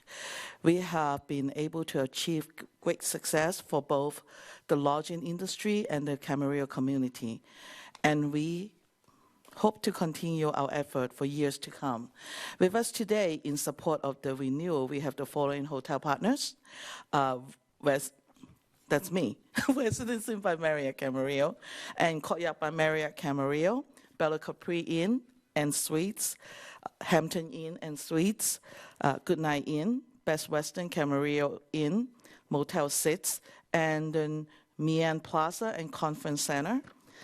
Additionally, industry and community partners in support of the Tourism Marketing District include Ventura County Lodging Association, as John just mentioned earlier, Camarillo Chamber of Commerce, Kidstream Children's Museum, Camarillo Old Town Association, Camarillo Premium Outlets. Our hotels and partners recognize the importance of having such a district in Camarillo for current and long-term economic prosperity. Through innovative marketing strategies and focus on highlighting our wonderful city of Camarillo, we will continue to promote the Camarillo brand at the highest standard. And I thank you for your time. Thank you. Next, we have Christy Akil. Christy, are you here? Thank you.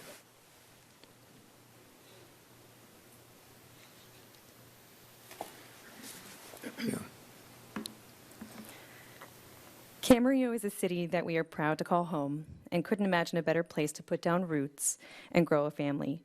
It is an honor to be here today on behalf of both Kidstream and the Meadowlark Service League with a huge thank you to the Camarillo Hotel and Tourism Association, as they are an organization focused on improving the experience not only for our residents, but for visitors to our wonderful and beloved Camarillo, by sharing the vision of this beautiful city and its offerings in regions far beyond our county lines.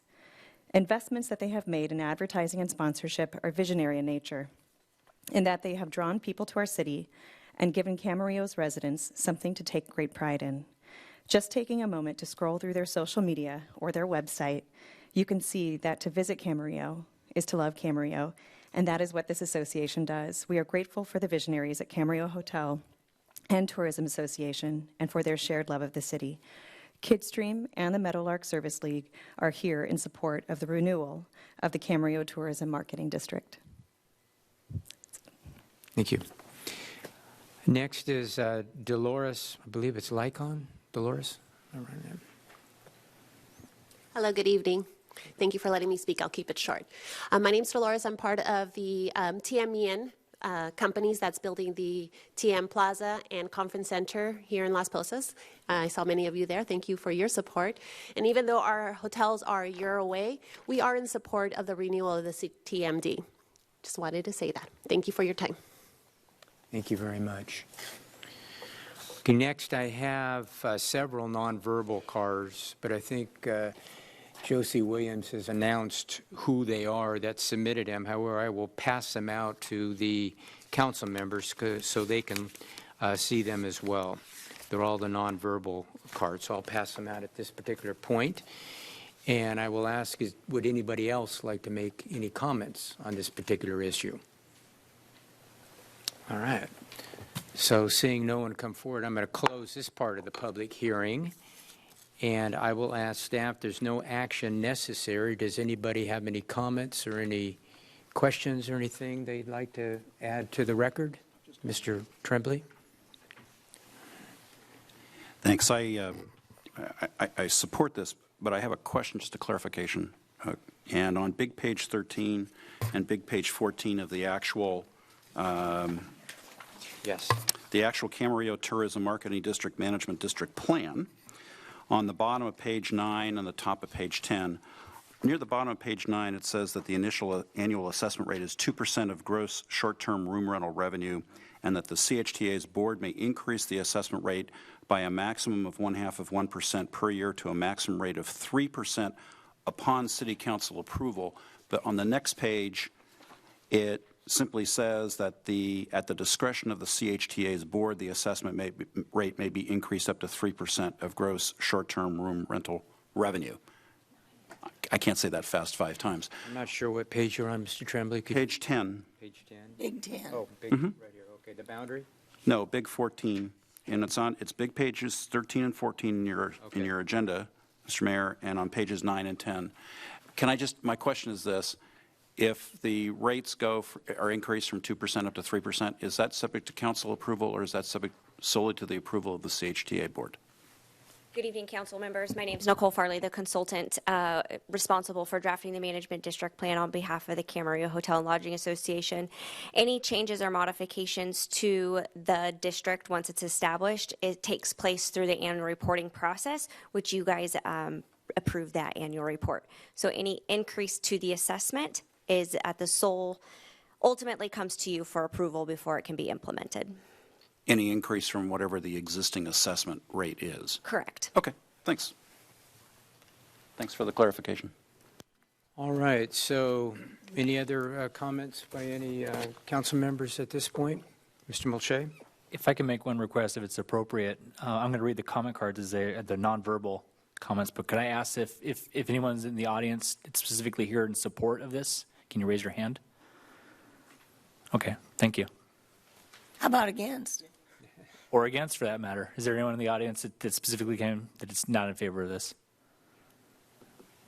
All right, thanks. Okay, any other comments for the record for council members? Okay, seeing none, we'll move on to item B. It's the public hearing number 4 regarding the proposed maps for the city voting districts pursuant to the California Elections Code section. And I will ask for a staff report on that. Mr. Tully, would you like to start us off tonight on that?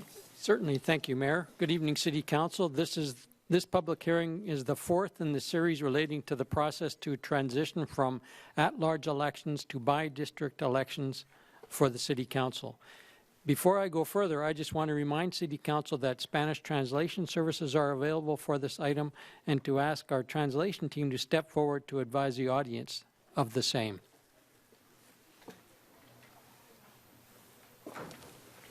Buenas noches. Las personas que deseen la traducción simultánea al español pueden pasar a la parte de atrás y tomar aparatos. Gracias.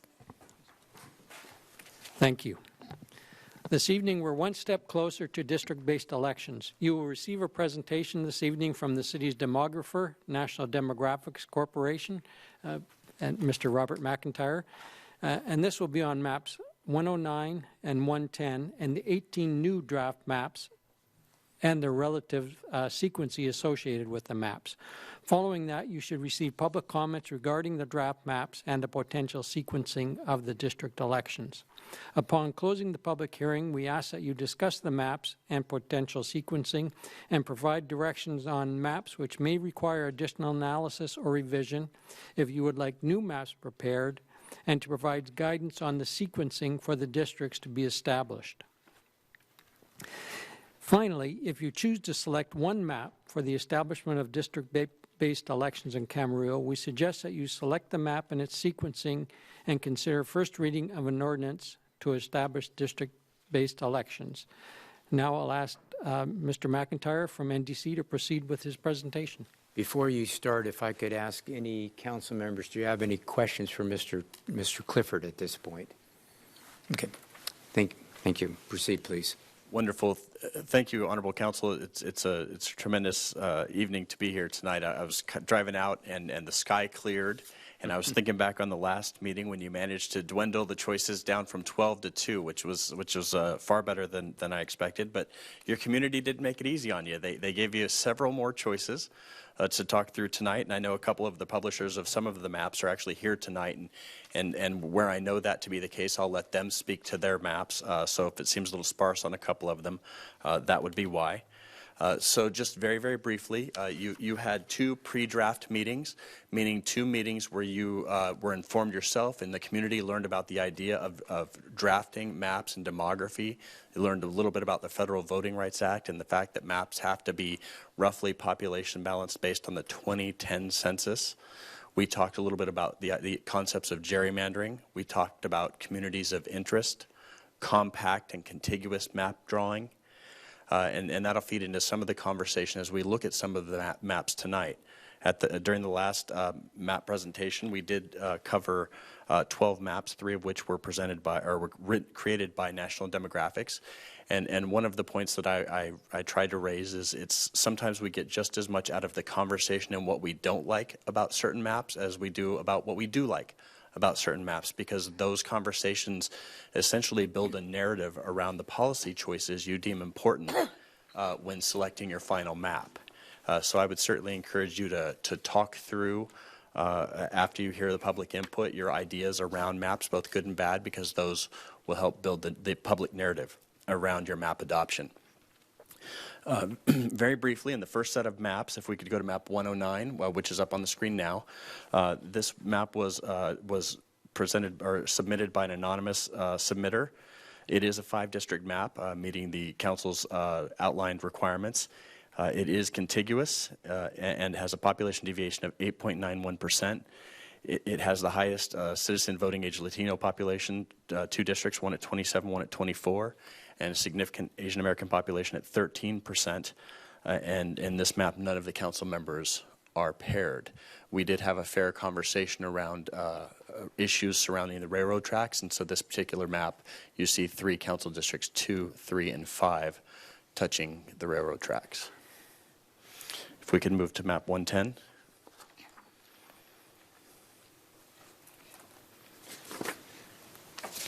110 was a national demographics created map, also has 5 districts and is contiguous. It has a population deviation of 4.35%, with the highest citizen voting age population of Latinos of 29% in one district and 18% in a second district, and a significant population of Asian Americans at 13%.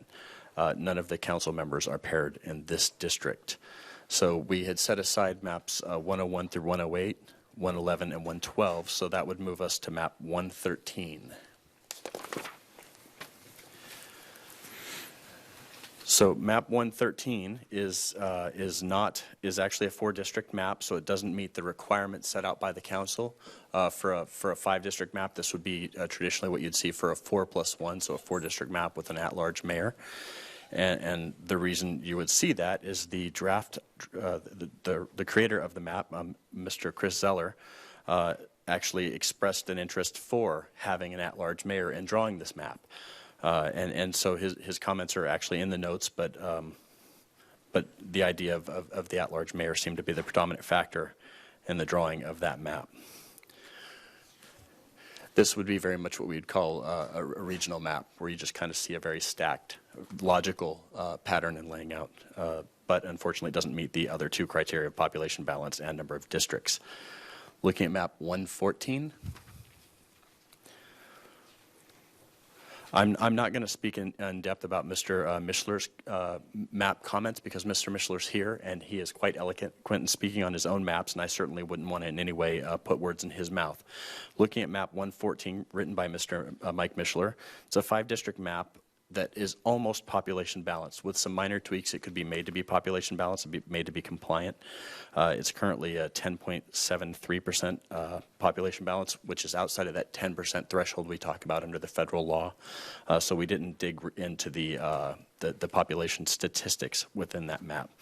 And I'll leave it to Mr. Mishler to speak on that one when he comes up. Looking at map 115. Also by Mr. Mishler, a 5-district map. It's not population balanced. It is contiguous, but it has a population deviation of 18.35%. What was that deviation again? 18.35%. So it would not be a map that could be adopted, but certainly there could be some conversation around the way the districts are cut up, and I'll leave that for Mr. Mishler to explain. If we could move on to map 116. Map 116 is also created by Mr. Mishler. It's a 5-district map that does meet the population balance requirements. It has a population deviation of 7.99%. Actually has one of the highest single district citizen voting age population of Latinos at 30%, the second highest at 21%, and then a significant Asian American population at 13%. This map does pair 2 council members in District 3. Looking at briefly at the notes from Mr. Mishler on this map.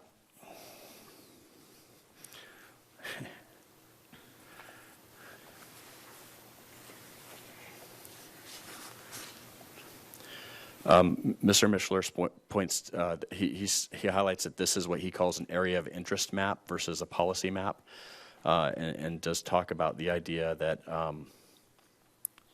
about how he would suggest how he would suggest sequencing of the elections in order to maintain those areas of interest and deal with the existing council member election sequencing.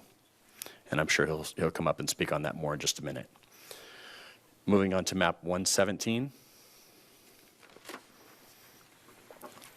Map 117 is also by Mr. Mishler. It's a 5-district map and is contiguous, but is not population balanced.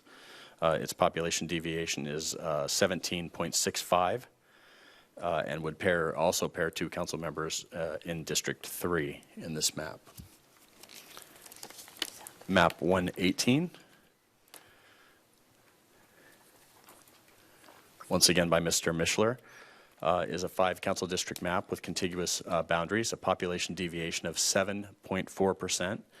with the highest citizen voting age population of Latinos at 28 and 22 in the top 2 districts, and a 13% Asian American population district. None of the council members are paired in this map. And this map, interestingly, you can see you got council district 1, 2, 3, and 5. Actually, every council district either comes really close to or touches the railroad. And so that was an interesting way to divide up the city. Moving on to the next map, 119.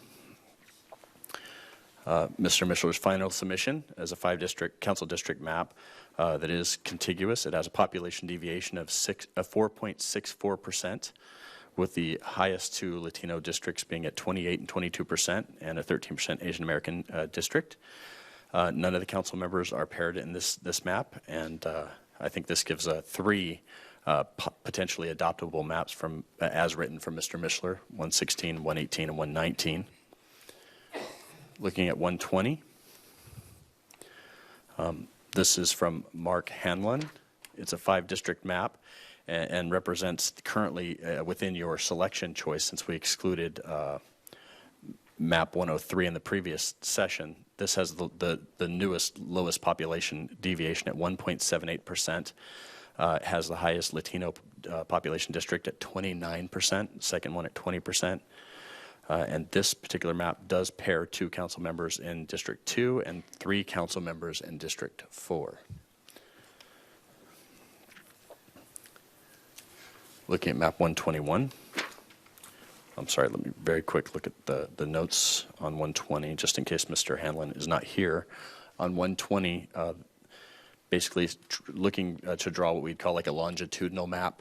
We're at 121, is that right? Could we go back to 120 for just 1 second? 120, please? Okay.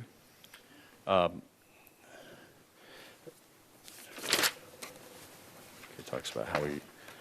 Okay, we covered everything that was in the statistics. He didn't really talk about the why of his drawing choices, but did talk about the results in his narrative. To the extent that a submitter provides a narrative, we want to make sure that we at least ensure that it's heard. So now we're on 122. 121? 121. Am I right? Okay, 121 is was created by Neil Dixon. It's a 5-district map with a population deviation of 7.98%. The largest Latino citizen voting age protected class voting age population district is at 27%, and the second district is at 23%.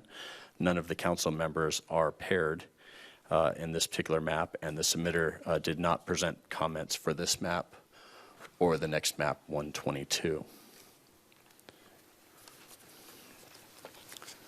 Looking at map 122, also created by Neil Dixon, it's a 5-district map with a population deviation of 8.64%. The highest Latino population district is at 27%. It has roughly the same statistics as 121, actually, according to the California Voting Rights Act, and none of the council members are paired in this map either. Mr. Dixon did not submit notes on this map. Looking at map 123, created by Karen Frazier, it is a 5-district map and meets the contiguousness and population deviation requirements with population deviation at 7.71%. NDC does have a minor concern around what we'd call dilution, and we had this conversation around map 108 last time, in that the largest Latino citizen voting age population for the highest 2 districts is 24% in this map. Given that we can get well above 27 and close to 30, getting down to 24 is a little troublesome for us. So we would say certainly there's a conversation to be had around the choices made around the map, but I wouldn't adopt this map without some changes. Also pairs 2 of us. And then the notes.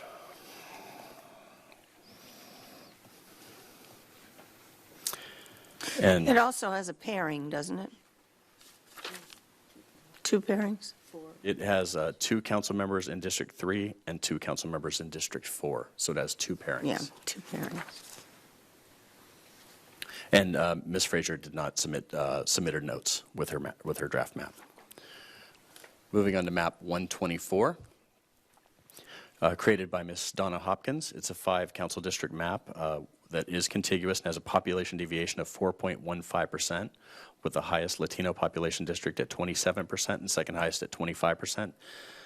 It does pair 2 council members in District 2, and Ms. Hopkins did not submit any comments with her draft map. Moving on to number 125, created by Wesley Princeton. is a 5 council district map that's contiguous and has a population deviation of 8.54%, and highest Latino district at 29%, and second highest at 22%. This map does not pair any council members. Wesley Preston did actually outline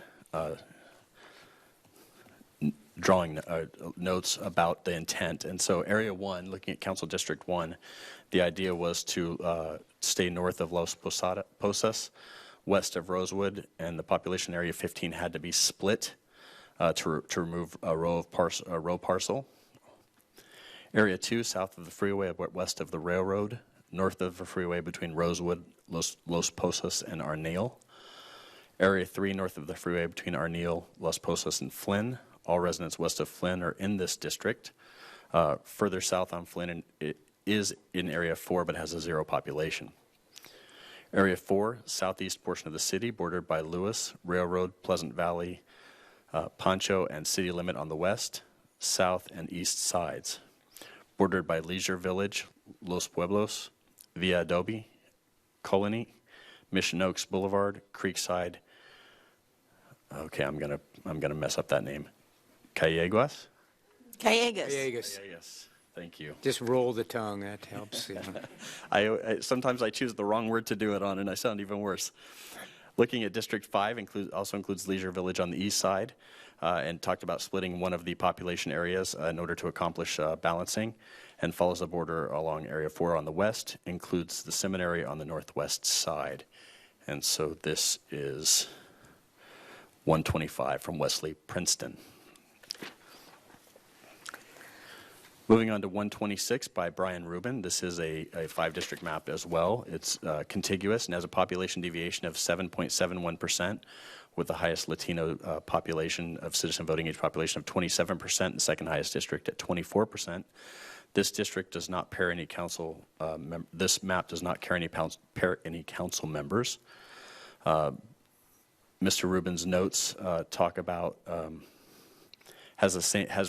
basically revises map 110, but puts Leisure Village in District 4, so all of Leisure Village is in one district.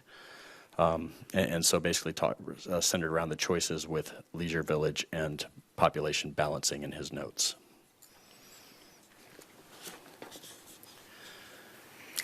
So now we're on map 127. Map 127 was created by Timothy Sprinkles. It's a 5-district map. It's not quite population balanced. It has a population deviation of 11.45%, and does pair 3 council members into District 2.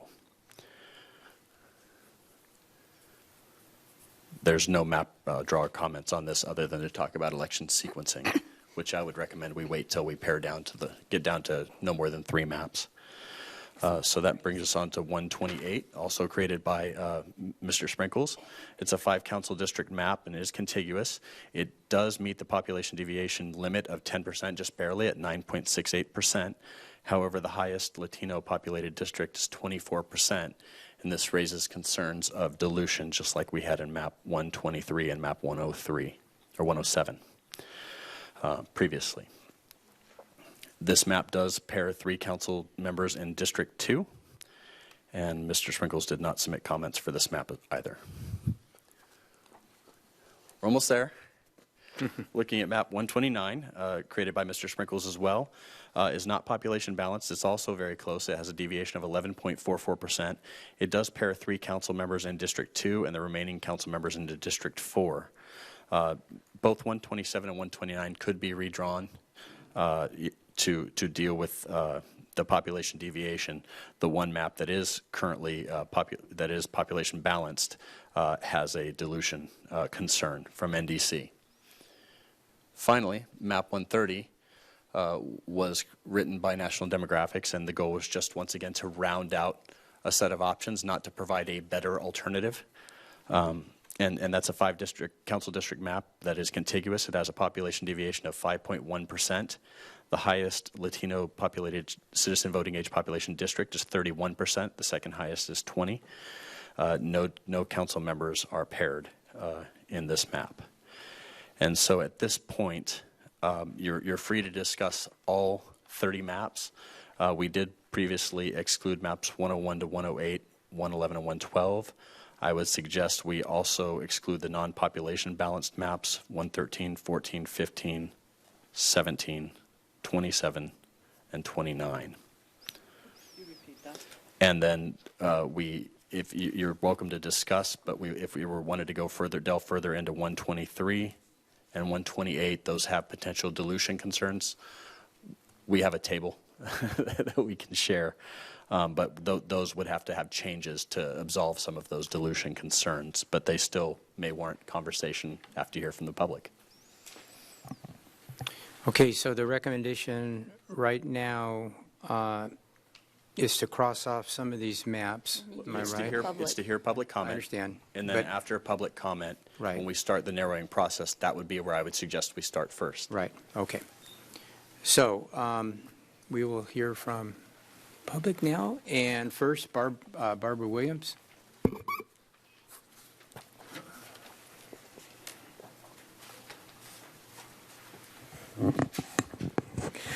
The council indicated it was interested in public comments to voting districts.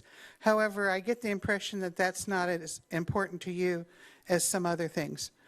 First, you took away any decision regarding voting districts when you allowed the 45 days to pass without invoking safe harbor. Yes, I keep bringing it up. Did you talk to the other cities in the county about this? They seem to have caught on to this and did invoke the safe harbor and issued plans to implement voting districts. This gave them the time they needed to discuss and if they chose to fight it. And it would have limited legal costs to $30,000 for the other side. Early in the year, you all addressed the possibility of 5 districts.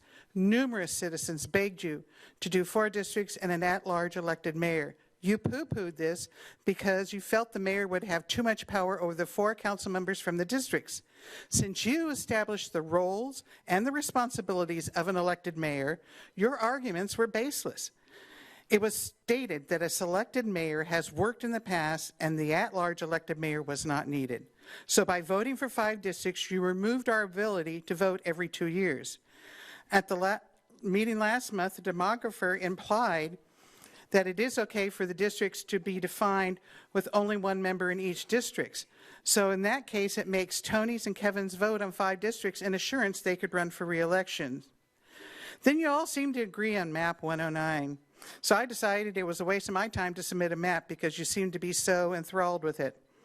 I feel nothing I say here would even change anything. At the last election, 2 incumbents lost. Many of us felt las personas no son la ciudad. The people were not the city anymore, and we needed change. Yes, the city has done well, but the status quo has lost us a lot of money, such as this districting fiasco. Just remember that a smaller number of people can keep you from being re-elected. Maybe it is time to start asking the difficult questions for city staff to provide information on all points of view and listen to what the people are saying before you decide. The agenda reports are not gospel. Just remember, you're being watched more than ever before because the people via Measure M term limits are tired of City Council not listening to the public when you make your decisions. They want you to change how you do business, and they want you to do what is best for them rather than best for you. Don't agree so you come off as a team member. Agree only if you truly believe it. Stand up for your principles. It's okay to vote no. Thank you. Mike Mishler.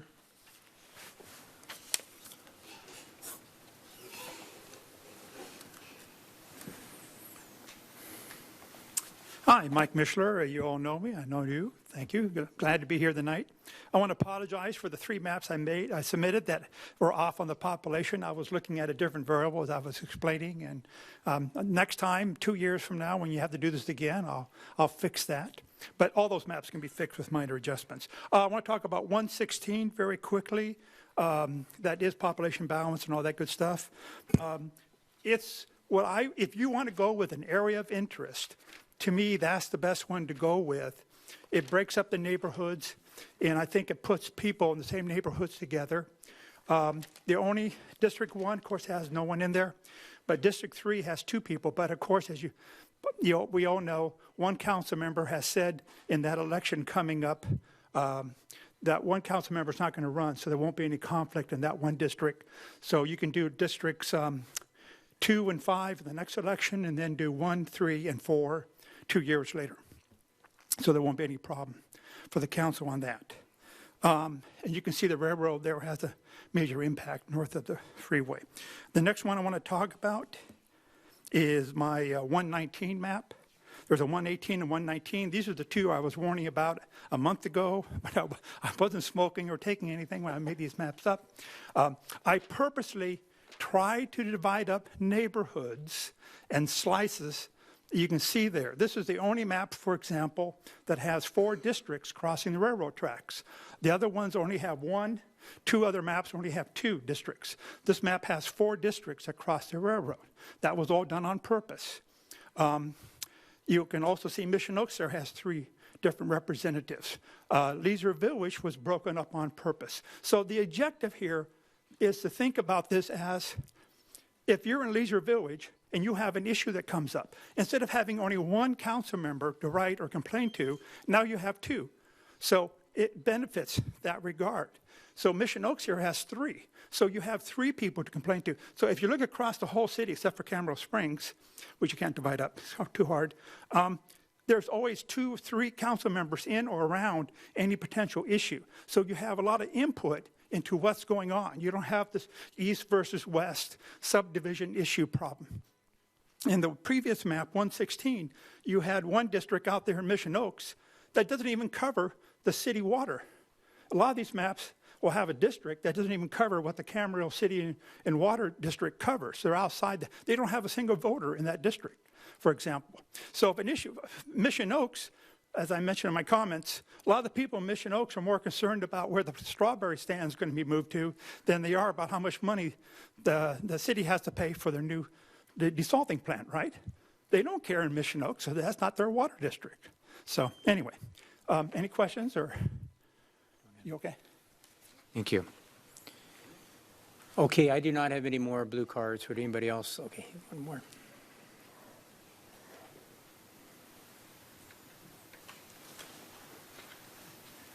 Hi, my name's Libby Higgins. I am also a Camarillo resident, and I just wanted to say thank you to everyone that submitted maps. It was really great to see a bunch of them come in. I also wanted to bring up the fact that the preference for the maps that have council members all split up into different districts, I understand why that is a preference, but I wanted to bring up the fact that 116 and 124, if Councilmember Craven isn't going to run again, I'm not sure that 116 and 124 should be pulled from the list because in theory, if she's not going to run again, as has been stated during the last 2 campaigns, then where she lives shouldn't factor into which maps we select. The other couple things that I took a look at when I was reviewing the maps were which districts had the largest population distribution of Latino voters, and which maps had a strong representation of voters that had a household income of $75,000 or less. One of the things that I found really interesting looking at the data is that in Camarillo, 40%, roughly 40% of the population has a household income of $75,000 or less.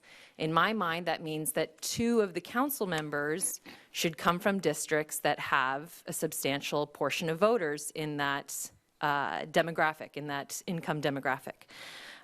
Those areas, those maps that have nice, strong distribution regards of income are 118, 119, 120, 121, 122, and 126. The last thing that I took a look at was the distribution of seniors. And I noticed at the last council meeting that a lot of people brought up not wanting to put all the seniors in town into one district, therefore giving them just 1 seat on the council or 1 voice. So with that in mind, I really took a look at the council districts or the maps that showed that there was strong population density of seniors in at least 2 districts. Those maps were 110, 116, 120, 122, 124, 125, 126, and 130. The last thing I wanted to bring up was the idea of having really compact or a pretty map where the districts are all kind of these nice, as the one that's up right now, these nice kind of circular areas, if you will, or, you know, the lines are very obvious. I'm hoping that you consider maps 118 and 119 because I think that they did a really good job of taking a look at income levels, and all of Camarillo is canvassable.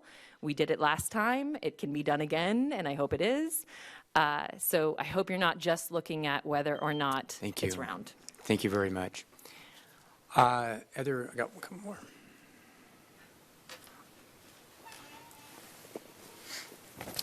Okay, we've got Beverly.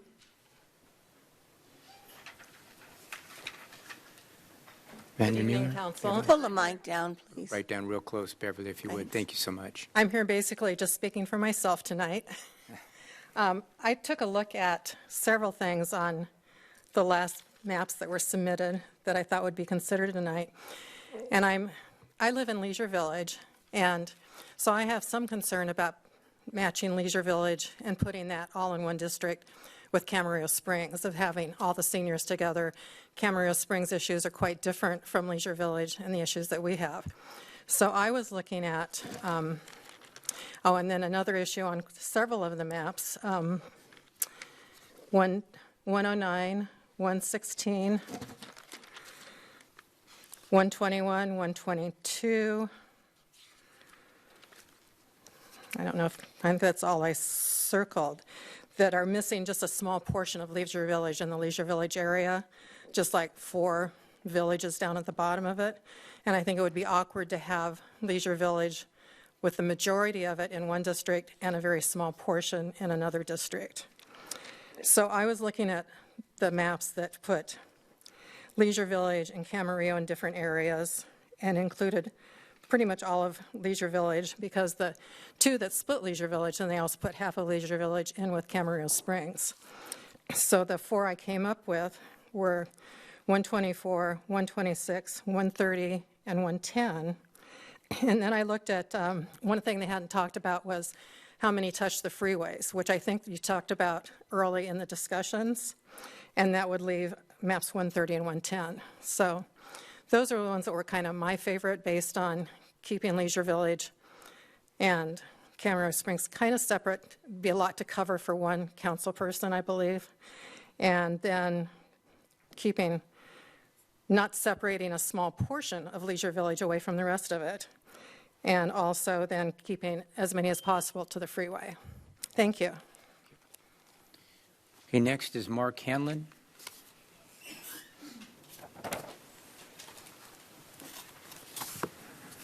Hello, I am Mark Hanlon. I am the author of Map 120. I feel tempted, since you 5 are the people that we've chosen, that maybe I should begin with, is there any questions from the 5 of you? Seeing none, I will go on. So one of the things that was important when I drew this map, which did make my comment, I'm surprised that it wasn't mentioned by the consultant, was that I did really want to keep the train track in one district, so that whomever that is, and that also so happens to be the same district that has the high Hispanic population, they get to hear about those issues. You know, I've read about them in the newspaper, and progress might happen on those, but then it doesn't seem to happen. I also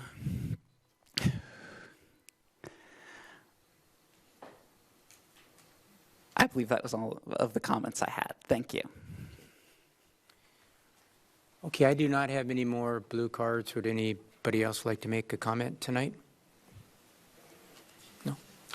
Okay, so with that, I'm going to close the public hearing. And I will ask for, I believe Robert wanted to come up and make a few more comments, I believe. No, Mr. Mayor, there was no questions that really required rebuttal or additional information at this point. Okay. So it's really just to help facilitate the conversation with the council and hopefully start narrowing down once you feel like you've expressed what you like and don't like about different maps. Your Honor. Yes. I'm going to make a proposal that I made at the last one and everybody agreed with, but that the ones that are truly population imbalance that are not within the percentages specified by the law, that we move them out of consideration. That's 113, 14, 15, 17, 27, and 29. 113, 114, 115, 117, 127, and 129. Is that right? Okay. And then we can focus on the ones that at least meet the population balance criteria. Okay, does anybody else have any comments on that? Is there any consensus on that? Everybody okay with that? Okay. All right, so we'll cross those out right now. Bear with me just a second here, please.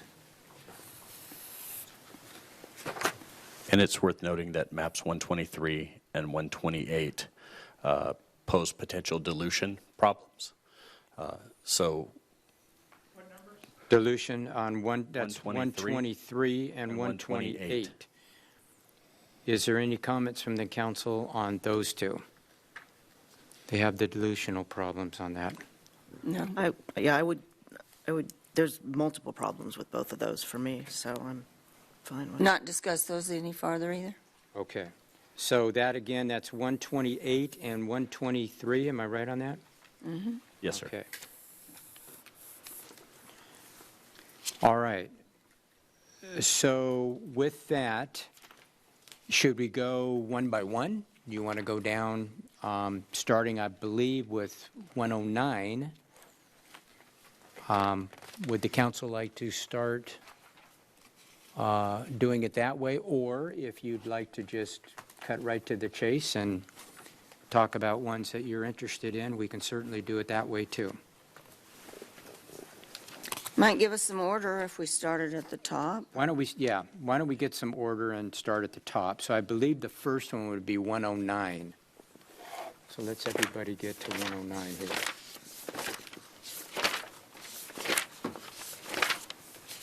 Okay. 109. Okay, I'll jump in. I think that this is the one that at the last meeting I expressed that I liked the best. And the reason at that time I said was that the maps, the neighborhoods were most compact, most that in my mind I thought were neighborhoods.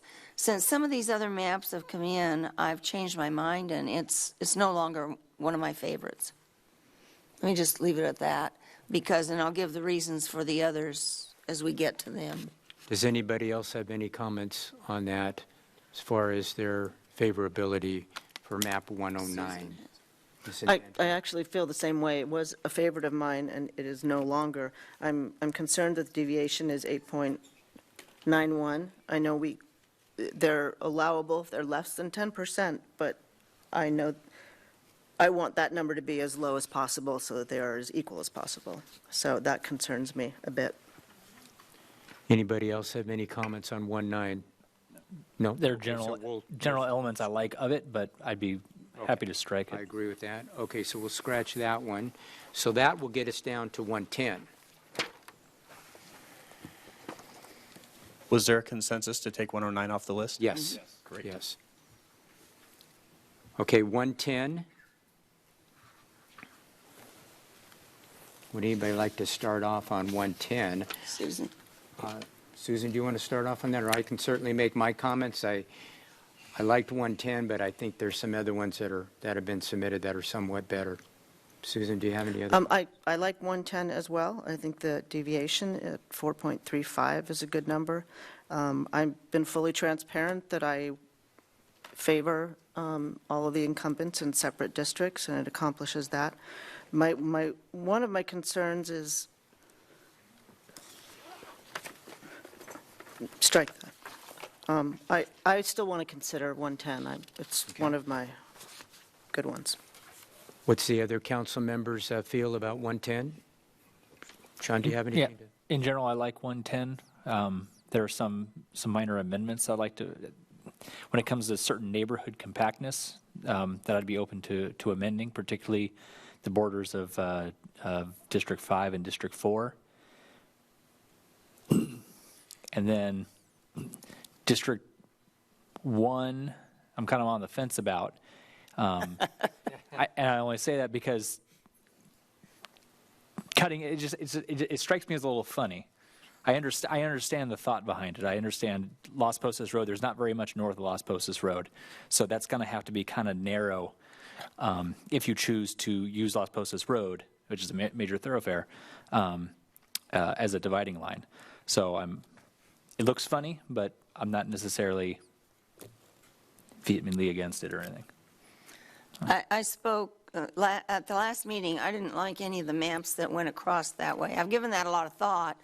It isn't any more spread out than District 5, which is huge, if you look at it. And there are reasons for them being large. But I've kind of come to grips that some of these districts have to be more spread out than others because of the density of the population in various parts of town. Where there are more apartments, it has to be more compact. And so I think this one is a good one to keep in consideration. Okay, so why don't we keep 110 into consideration then? So let's get down, I believe it's 118. 116. I'm sorry, missed that one, 116. Let me get to 116. Okay. Comments on that?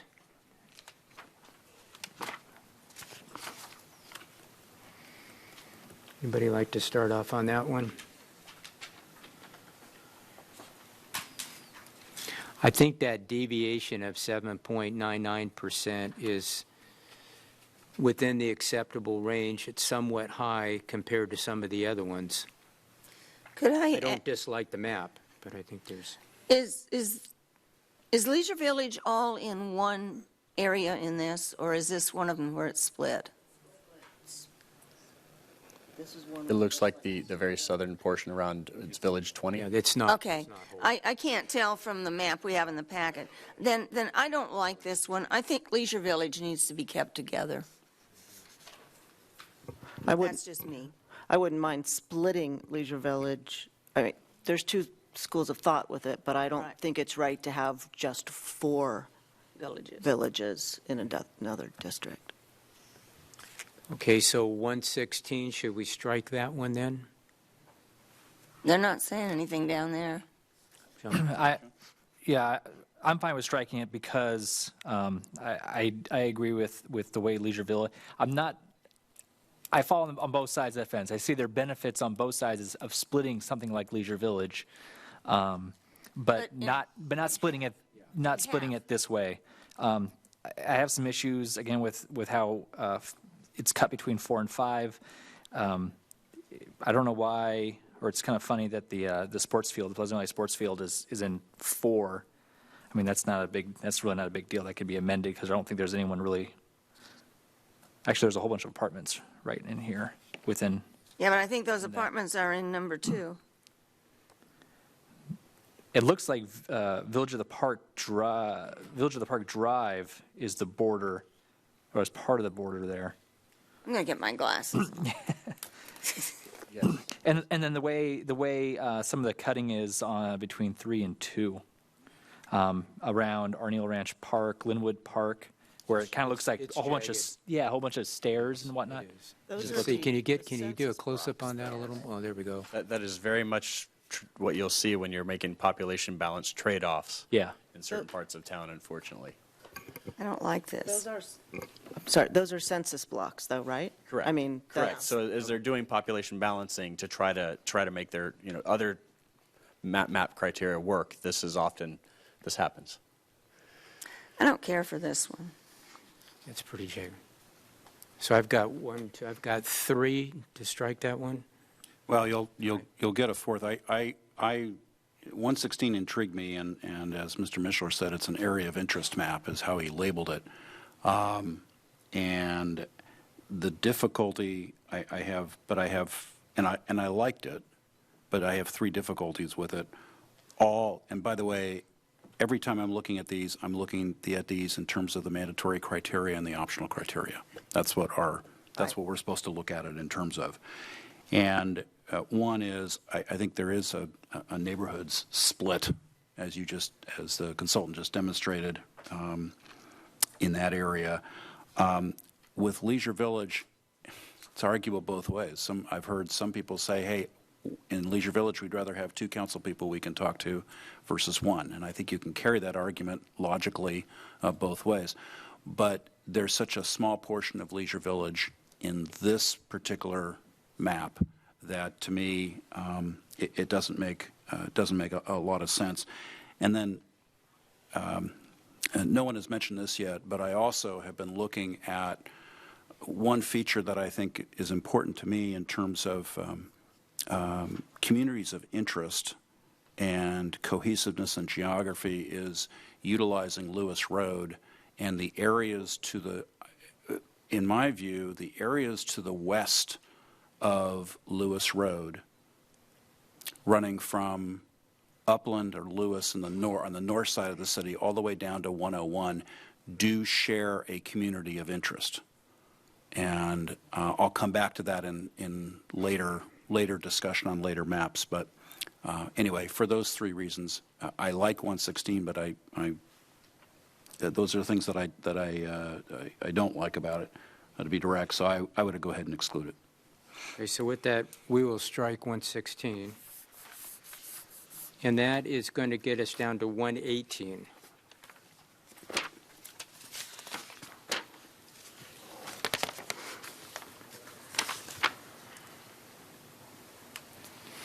Can you zoom in on how Leisure Village is split in this one?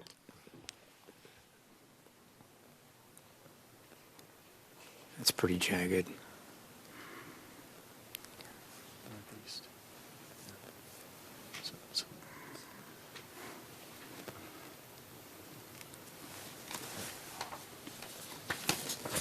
So I see the numbers 41, 44, 42, 38, 34 in the northeast section there. And at the bottom? 15, yes, up in the orange district. Yeah, and then there's quite a bit down in the lilac-colored district, too, isn't there? So it's about half and half? So if they vote as a block, or they take issues as a block, you've got a pretty good split. Right. I don't like this one because I think that this district at the top, District 1, going from Bella Vista and the far reaches of Spanish Hills completely over to, I don't know exactly where that is. Terabella, thank you. We don't have street names on this map. I think that is not in any way a community of interest. I don't think this bottom one, number 4, is a community of interest. I really don't like the spreading out. I like the other ones that are more compact. I think that's where you get more communities of interest. And that's why I didn't like this one. Okay. Anyone else want to make a comment on this one? I really appreciate your attempts. No, I really do. Because all of the other maps sort of had the same theory, and this was really an outside of the box way to do it. And so I really appreciated your maps. However, for me, all of the optional things, the topography, geography, cohesiveness, compactness, it's not about like a neatness. For me, it's an intuitive sense of what a district is. And yeah, I can't can't find the interest, I can't find the natural boundaries, so I just struggle with the layout of it. But I appreciate what you were trying to do with these.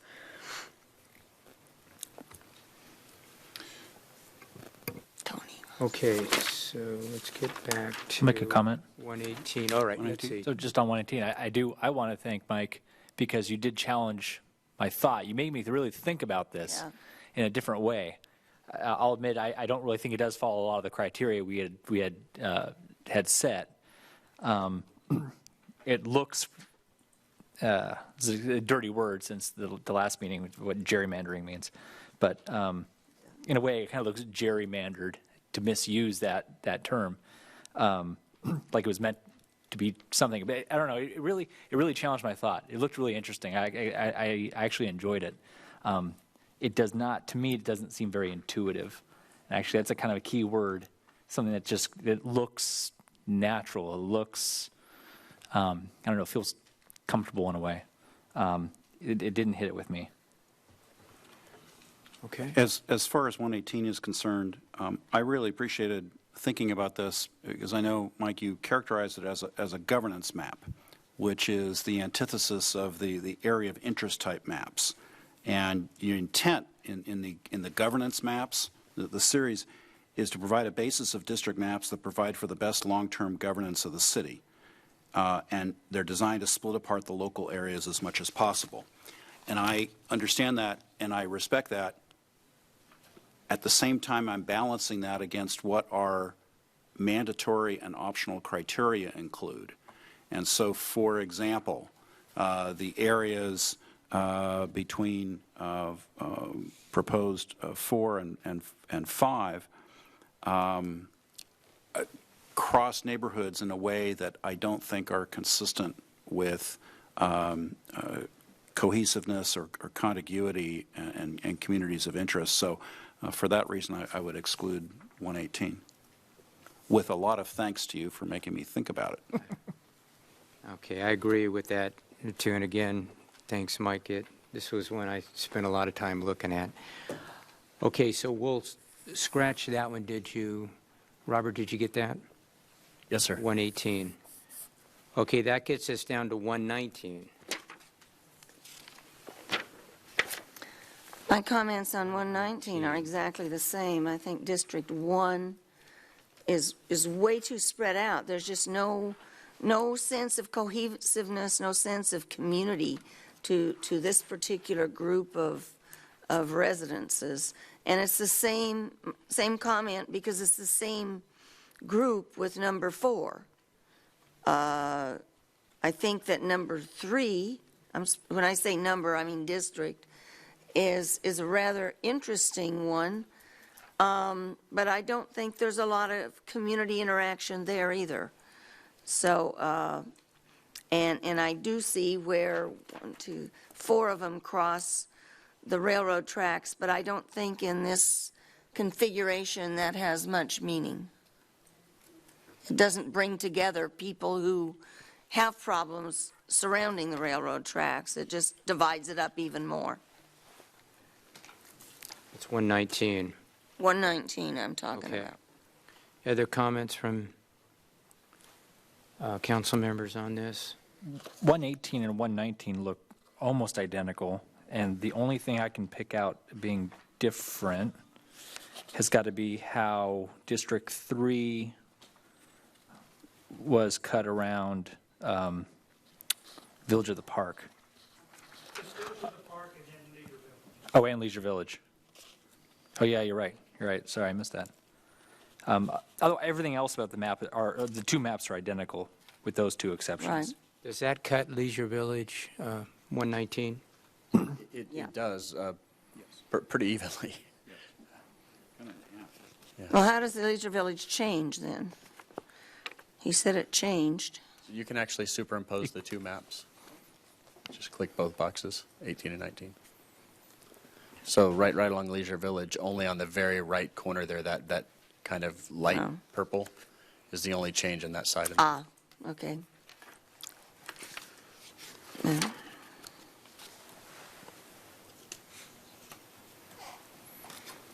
certainly have to commend Mr. Clifford for all of his efforts in working our system. He's become quite the expert. Mr. Tremblay, do you want to make For- a comment on this one? Yeah, for the same reasons that Ms. Craven has articulated, I would exclude 119. Okay. So we will exclude, did you get that, Robert? We'll exclude Yes, sir. 119. Gets us down to 120.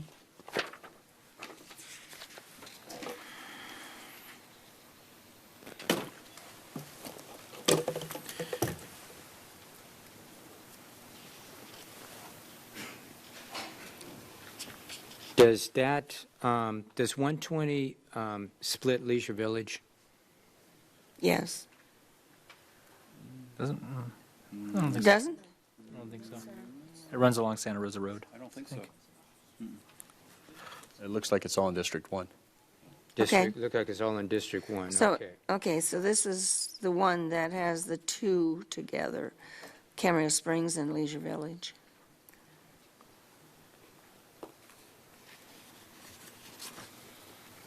To me, District 3 here, it's kind of a strange district here with the railroad tracks there. It does split that.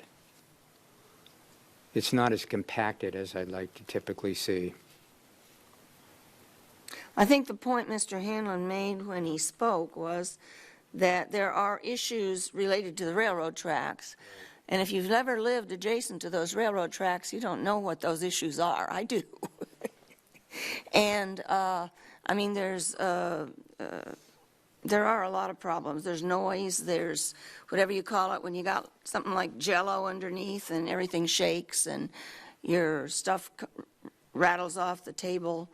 And so people along the railroad tracks, I understand what you were saying, Mr. Hanlon, is that those people share some common things.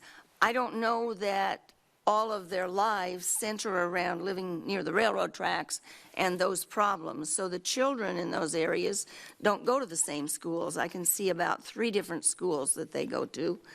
I think there are probably at least 2 or 3 areas that I would consider a community. And so I'm not, I also don't like the idea of putting Camarillo Springs and Leisure Village all in one. I think we do have a significant number of senior citizens in Camarillo, and I think that putting so many in one district skews it. We have the largest senior population of any city in Ventura County. The people over in the newer areas are younger, and so I think I do think seniors need to be represented. I don't think they all need to be in one district. Any other comments from anybody on 120? On the subject of railroads, I know what it's like because in college I lived in the Avalon Apartments, 3rd floor, Yeah. closest to the railroad tracks. You had to check So- that top shelf every morning, didn't Yes. you? I learned to sleep through the train. But it's funny, and I commend Mr. Hanlon because he has one of the lowest population deviants. Good things. Right. Deviations of 1.77. So when it came to balancing the districts, you did an excellent job. You I did. commend you for that. It's funny because your reasoning around the railroad, I take the exact opposite approach in that although people who live along that railroad share that commonality amongst one another, I almost want several districts to touch that railroad because for the reason that we talked about on some other issues here, I want, preferably, I would like as many counselors to, or council members to share in some of the responsibility and or complaints or whatever as it relates to that railroad, along with several other kind of matters around town. But I almost kind of like multiple districts touching and or being, in relative proximity to that railroad for that reason. So for the reason that you created it the way you did, particularly District 3. I take the opposite approach.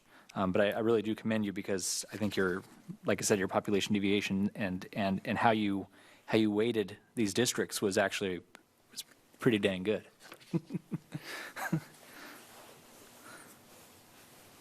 Okay, any other comments on 120? Susan? Yeah, I commend, I think it's well done. There's a lot I like about this. The 1.77 is a really good, it's just, if you look at 3, I think that's it's not as compact as I'd like to see. It's a little bit jagged. It does keep Leisure Village, I believe, whole, and Village at the Park.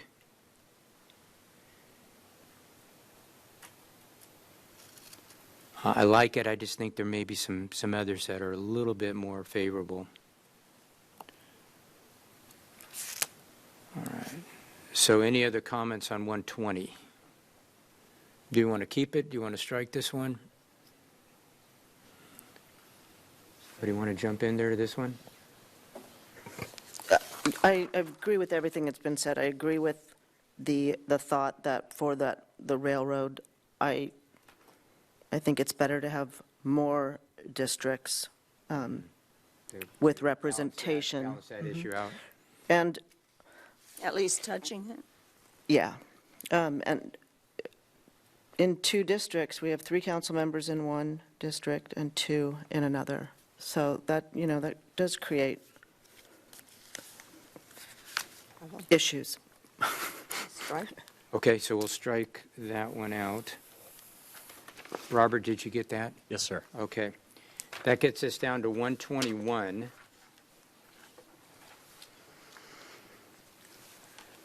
The deviation on that, I believe, is 7.98%. Does this one have a little tail of Leisure Village Yes, it does. in District 5? Yes, ma'am. Yes. That's but only a little bit, is that correct? It's not an even split, or? I have a hard time with these maps in the. I certainly wouldn't call it even, but there's a substantial population of Leisure Village in District 5. So As we've got well part, as part 4? of 34, part of 28, part of 26, part of 24, most of 22, 18, 16. There's. But the majority of it is in the other district. Majority is District 4 then? Yes. Yeah.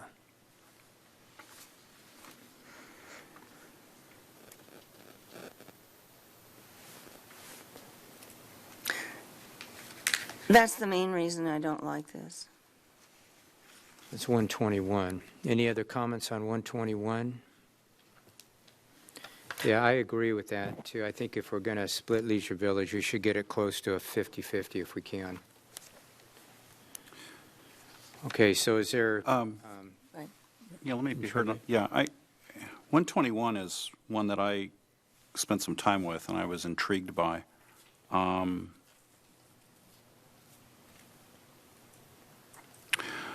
What 121 does that I like, and that is if you consider, for example, what I was talking about earlier in the evening about the alternative 101 now going from Santa Rosa upland all the way west across Las Posas into Springville and so on, is that I do think that in some ways there are communities of interest along that corridor, and it doesn't have the spread out area of District 1, I think, Charlotte, that you had Right. that you didn't like earlier. So I like that aspect of 121. It also has more of, I don't know what the percentage is that it has of Leisure Village, but it is more material than the other one that just had a small. Is there any way to estimate what that percentage would be? Not on the fly, but certainly I could give you solid numbers in the morning. I also understand, though, that I'm sensitive to the issue of splitting up Leisure Village. Yeah. and that is, I know that it cuts both ways. I think we ought to still leave it in the mix right now, in my view. I think there are some other criteria associated with, or some other optional and mandatory criteria that we ought to run whatever maps we are saving through and talk about them in that way. But for right now, I think I'd probably leave 121 in the mix. That's just me. Anybody ever have any comments on 121 on that? I do. I think we should keep it in. I had played with the thought of, I also noticed that the deviation is a little on the high ends. So I was thinking, you know, if we moved some of 4 to 5, but then, Well, that's pretty much what he did on the next map. right. I got a higher deviation. Right, so you'd have to move it the other way, which would mean splitting Leisure Village. I'm just throwing my thoughts about it out there, but I think it's worth leaving this one in. Okay, so we'll leave 121. Let's get down to 122. Can I make one comment on 121? Yes, Mr. Moshe. And I'm fine with leaving it. My train of thought, if you were to split Leisure Village, would be one of two ways, and this is close to one of them, although I'd have it actually follow Leisure Village Drive, whereas this one doesn't. It kind of veers off of Leisure Village Drive near that little round portion. But I'd have it actually more cleanly follow.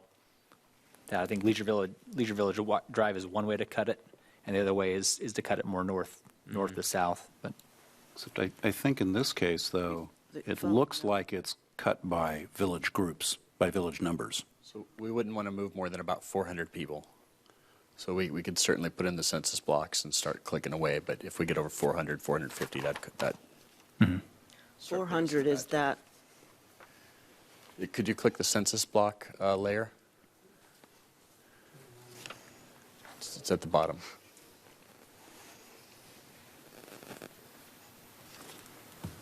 So the one right in the center appears to be 438, and then there's 59, 46, 43, 31, and 21 in that all along the highway you were speaking about.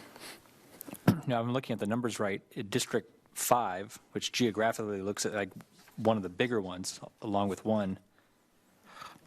Oh, I'm sorry. Is District 5 here is actually underpopulated, so to the extent in which we can take from District 4 and put into District 5, we'd actually be lowering the total population deviation. But at the point that we go negative in 4 beyond where 5 is now, it will increase the total population deviation because 5 is currently the most underpopulated. Yeah, there's about 400. 4 becomes right. 550 or less. Correct. Then all you're doing is then switching the position. Spreads your of the two. population deviation. So we'd be Right. moving about 600 here if we move that whole amount, which would put us We'd go backwards, really close. essentially, Well, when it comes to population deviation balance. The deviation is kind of a legal trigger. Mm-hmm. So the the courts have upheld that you can go up to 10, but once you cross 10, no bueno.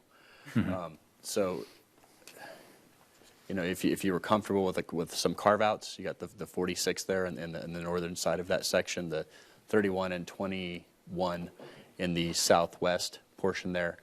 You know, if you pulled a little bit of that off, you might still get there numerically, although it wouldn't be as obvious or pretty. Yeah. Hold on a second, just a point of order here.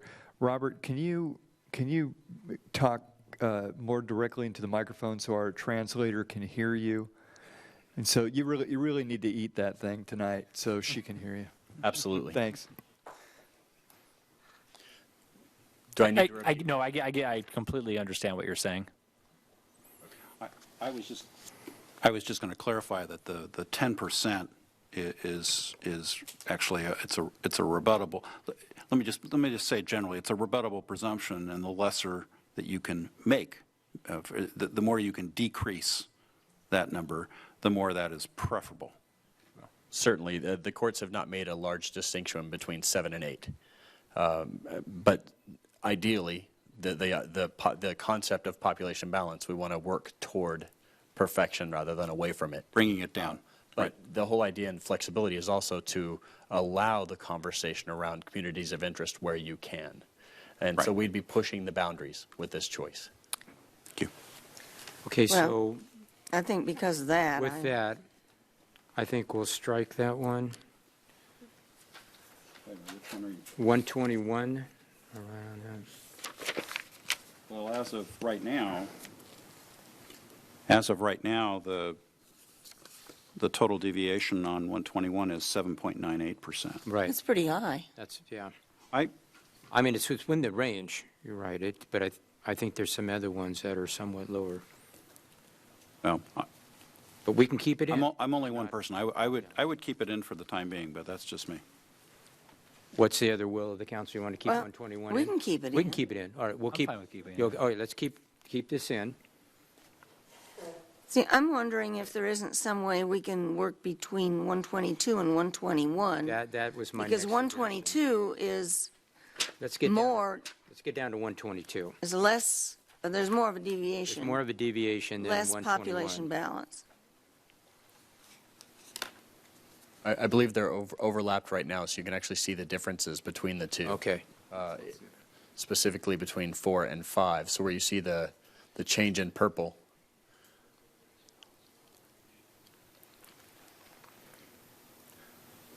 Now, wait a minute. Back there, that isn't the way I'm seeing it on the map in my book. So that's both of them together. Where you both see of the them light together. purple are the changed areas. Well, right there, I see that, and it's all the way to the creek. So we were trying to show you what the difference between 121 and 122 was by highlighting the light purple area over on the east side of town.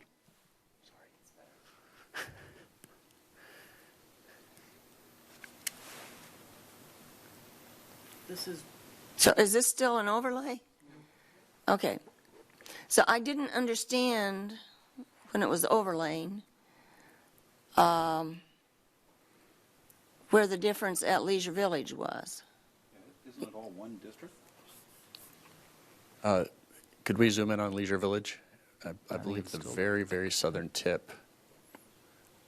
Yes, so there's 18, 20, 22, 16 on the southern edge are cut into District 5. I think it's for that reason, because it's such a small slice out of Leisure Village. I don't think we should, I think we should exclude it. If it had a greater proportion, then we can go back and forth about whether or not we ought to have 2 council members in that area or 1, but with this, it's just such a small slice. So in that small slice, how many people are there?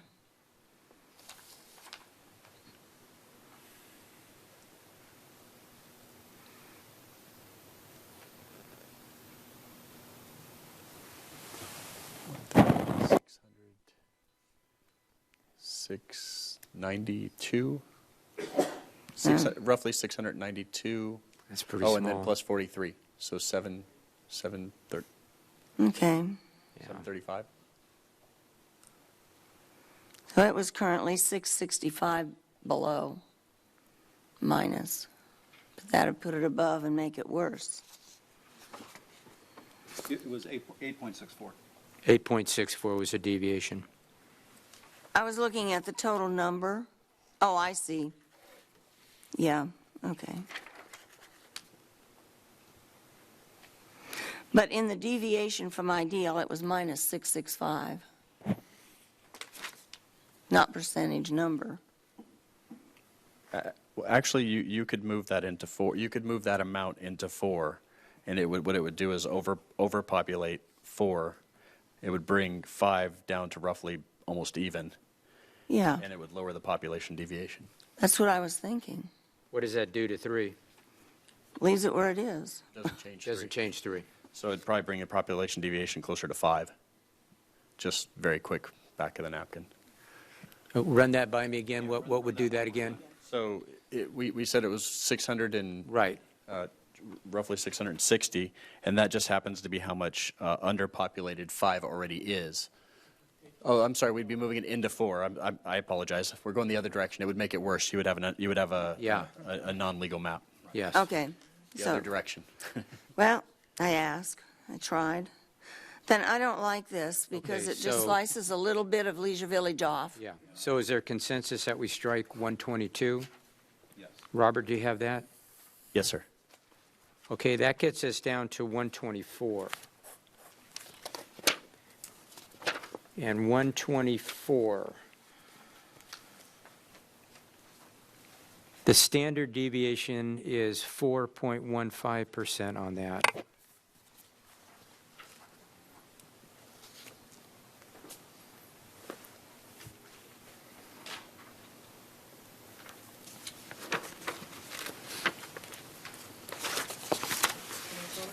Sure, Susan wants to talk. Okay, Susan, yeah, I'm sorry. Yeah, go ahead. I had a problem with the communities of interest, kind of right in the central where 1, 3, 2 meet. They were just odd ways of 5 goes way up there. yeah. It does, yeah, it's a big district. It just, I had a tough time seeing communities of interest, or I could see people who live in this area saying, I don't understand why, you know, my neighbor and I are in different districts. That was really my only, well, one of my, Mostly District 5? well, and even like between 1 and 3, see how it kind of follows Ponderosa for a while, and then it goes up into the neighborhood, and Yeah, by Valley Lindo Park. yeah, and those back are just down. those are just an odd way. Those are like the heart of the neighborhoods in there. Any other comments on 124? Ms. Santangelo, can you tell me the first half of your comment? I agree with you on the Valley Lindo Park, Laurel Park, and that whole divide and how it kind of cuts those neighborhoods in half. What was I missed your first half. That's what I was alluding to, the whole, Oh, yeah, I probably just didn't explain it well enough. And then I had added that I didn't think that Camarillo Springs going up into, excuse me, the area between the creek and the railroad track was much of a community. I mean, I don't see it as being Contiguous A with con- one another? well, it's contiguous, but it isn't a community of interest. There isn't any compaction there. Kind of like it jutted up so it could get some population.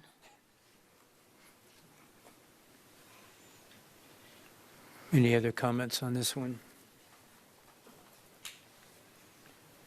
All right, so we strike 124. Robert, do you have that? Yes, sir. Okay, let's get down to 125. Says a huge deviation. The deviation on that is 8.54%. It does have a big deviation. It gets into District 1 is geographically pretty large. 21 and Not as large as some of them. It's definitely workable, though.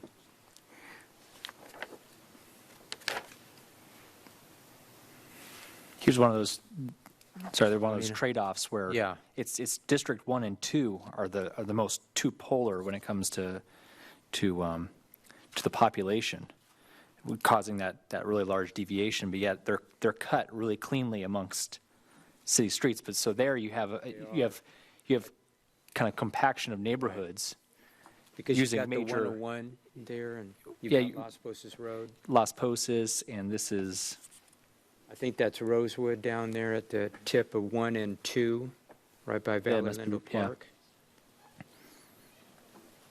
so it's No, I cut don't really it's think cut really 5 is- clean. It is Over But- there, but but- it but isn't it- on the but- other side.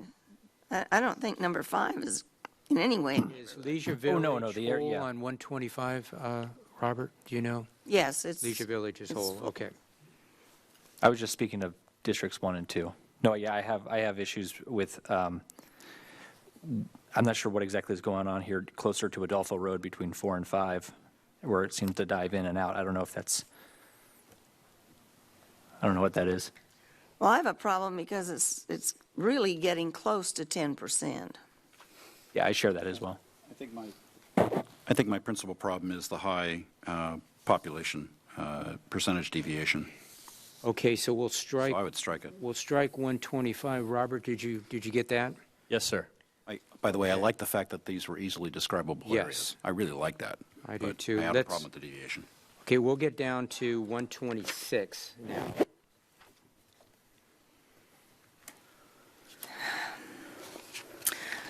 I like 126. It does have a 7.71 deviation, so it's up there. And it has the compactness, as compact as you can get in districts 1, 2, 3, and 4. But 5 is still the same area that goes way up there to the seminary from Camarillo Springs, and there's no way that is considered a neighborhood or compact. Well, I like this one too for it's somewhat easier explainable to me. I like the way that, you know, the railroad tracks, the 101, it keeps the village at the park and Leisure Village whole. 3 spills over a little bit, but it just gets to the seminary here. And 1 is a little bit not quite as jagged as some of the others. But 5 does have a lot of geography there. This is probably going to be one of the issues we keep running into with 5. That's because from Adolfo to the freeway is a complete industrial park. You have industrial park between Village of the Park, and then the lack of housing all the way to Lewis, and then you have the big area between Pleasant Valley and Camarillo Springs. There's no one there either, so it's geographically that district's just going to, by the very nature of what it covers, it's going to be very large because it's so barren of, for large geographic regions, or so there's no one living Right. in more than half. From a geographical standpoint, there's no one living in almost half of that map, or half of that district. Right. For the same reason that probably District 1 in this case is also rather large geographically, because it includes the airport and If I Yeah. may, one of the comments that you heard from a couple of the community members in the first draft of when we were looking at 101 through 112 was walkability of district. And so when you do look at where the people are housed, walking District 5 isn't quite the endeavor that it looks like just from the size of that district. Well, I was looking at it from a community of interest. Well, I I don't like think it. there's any sense of community there. I like it well enough to at least keep it for consideration. I would like to see the standard deviation to see if there's a way that could be lowered if possible. Okay, let's keep it in. Okay, so let's go. That gets us down, I believe, to 130. Am I right on that, Robert? Yes, sir. Okay, let's get down to 130.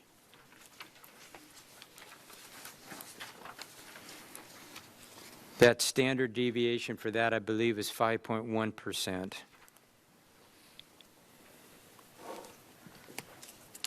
To me, that's another one that is somewhat easily explainable. Yeah, do you have 130 up there? That's it, isn't it? Is that it? Is that 130? Mm-hmm. Okay. Leisure Village is whole in this one, Robert? Yes, sir. Okay. Well, after looking at some of the others that had District 1 going clear over by where the number 4 is, this one is a smaller District 1. District 2 is compact because it has a lot of apartments. District 3 is kind of like the one that we talked about before, where at least people in one area are, people along the railroad track are in one area, although I think District Number 3 going completely across Old Town and then up to Las Posas Road is really a stretch. I'm not sure that's really a community of interest. But I do like the fact that Leisure Village is in one district. We've already talked about the configuration of area number 5. I like the deviation here. I think this is a good map. I think we should keep it in for discussion. Would you recommend that we keep 130? I don't know how the others feel. Okay, others, what would you recommend we do with this? I'd recommend that we keep 130 in. When I look at it as again, oh, did I interrupt? Sorry. No, go ahead. I was Oh, just okay. nodding to Susan. Oh, to see okay. if she wanted to make a comment. When I look at it relative to the criteria, particularly the 5.1 deviation on population base, plus the optional criteria under, I'd say, for the most part, compactness of territory and the communities of interest, I think we ought to leave it in. Okay, so Sean, do you have any, like to keep this under consideration? Yeah. I'm fine with Susan, you're okay with that? Okay, so we'll keep 130 under consideration. So Robert, what I have under consideration is map 110. I have map 121, 126, and 130. Am I right on that? I concur. Okay. All right, so I think what we might want to do is we Pull 'em can, out and put them side by side. yes, can we do that? Let's pull them out and put them side by side. Maybe everybody doesn't think that way, and that's what I'm going to do. Hang on here, let's get to these. 110.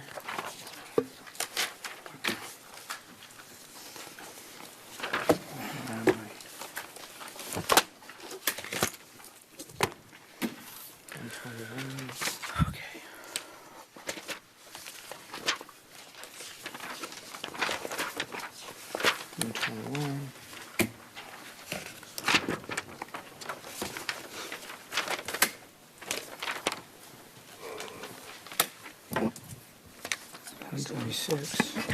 Bear with me here, please.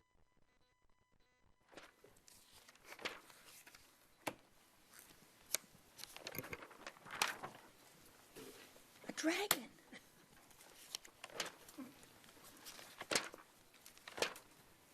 And 130. Okay, does everybody have a copy of the maps at this point? Okay, let's move all this over here. 130, 126.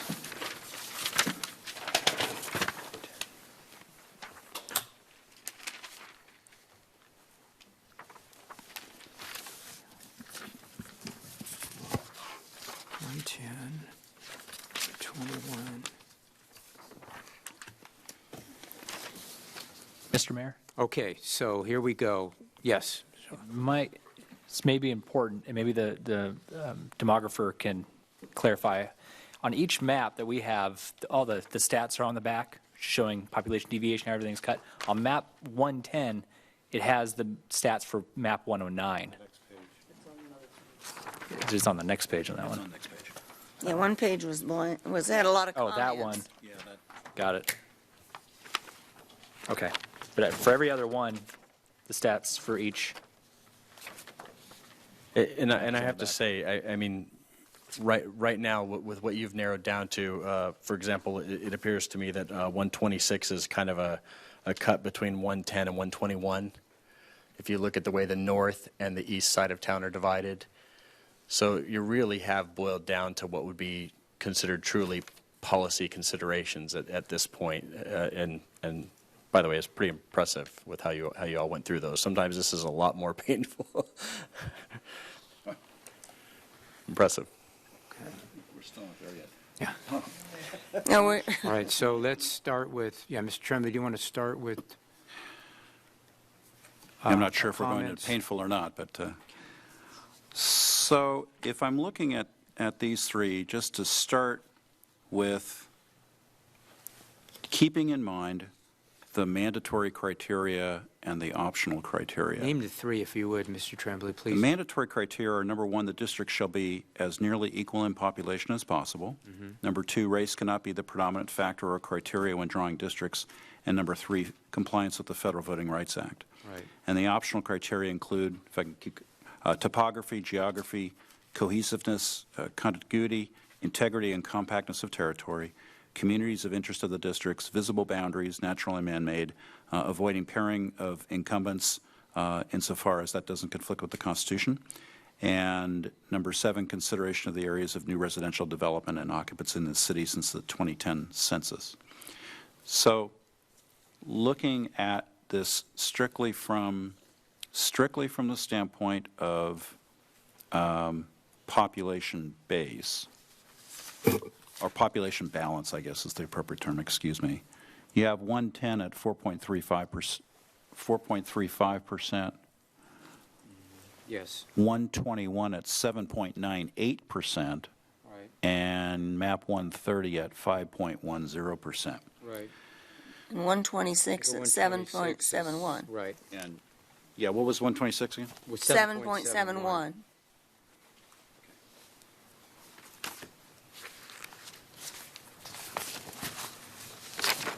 So we've got 126 in the mix as well, correct? Yeah. Didn't we? Yes, we do. We've got four.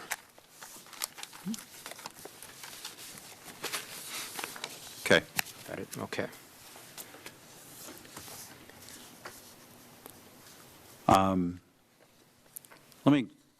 Let me go to the optional criteria for a moment. And this is something that I spoke to earlier. One of the things that I find important is I think there is a community of interest along the western side of Lewis Road, running from Upland or Las Posas in the north to 101 in the south. And I do think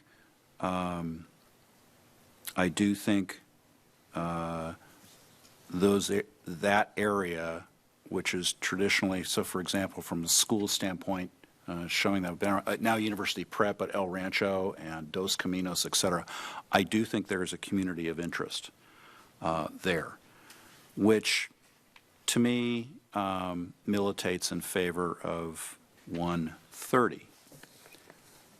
I contrast that with... Not 110? Yeah, I would contrast that as against 110 and 121 and 126, Charlotte. Okay. I'm trying to draw some distinctions Right. to look at. In all of the maps, 3 districts touch 101.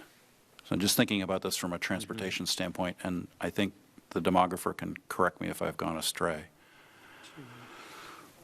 4 and 110. 4 and 110, you're right. Well, And 4 and The 130. 101? no, the 101, I don't think so. I think there's just 3, isn't there? Number Oh, 1, I apologize. Number 3 is in there as well. 5. Yeah, so okay. in So both 110. 130 and 110. Oh, that's right, you're right, yeah. Is 130 down to the, can you put 130 up on the map, on the screen, please? That's 130. Is that 130? So it's down to the 101? Yep. Yeah. That cuts through a lot of districts. 4 out of the 5. Okay. And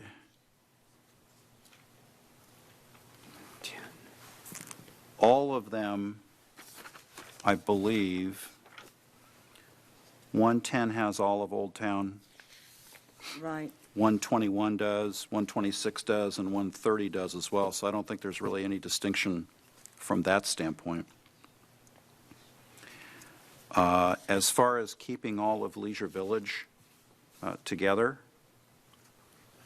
121 does not. 121 does not. 130 does, I believe, Yes. as does 126 and 110. Right. Am I right? Yes. About that? So I think I'll leave it at that for now, but those are just some comparisons and distinctions that I'm drawing as I'm looking at them. I'll come back to it later. Anyone else want to, Susan?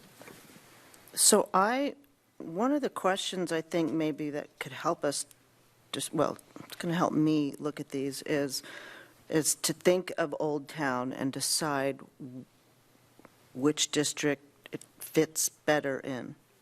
So in 130, would Old Town fit better with the rest of District 3, which is up along railroad tracks in Lewis? Or in 121, 110, and 126 are fairly close. It's more that Old Town is in a district with area directly across the freeway. That's kind of intuitive to me. It is to me as well, but at least it's helping me make a distinction. Yeah. That Old Town area, to which district does it belong, is helping me distinguish between the maps. As far as 121, unless we were able to fix that part of Leisure Village and get that deviation a little lower, I don't think I could go with it. Yeah.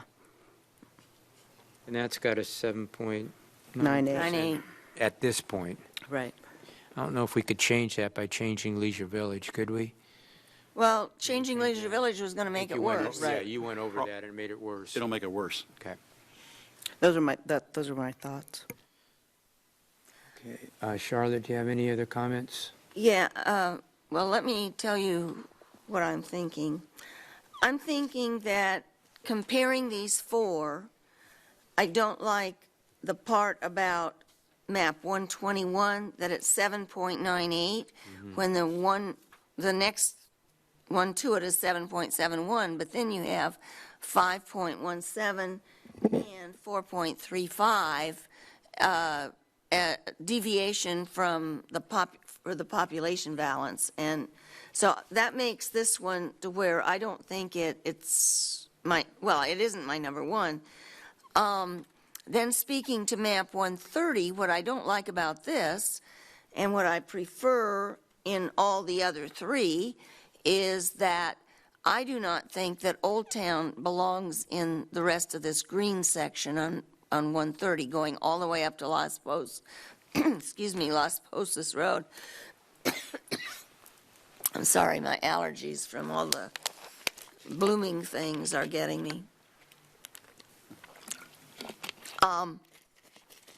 I think that Old Town, it's intuitive to me that Old Town fits into the area just north of the freeway and in District Number 2 in map 110, 121, and 126.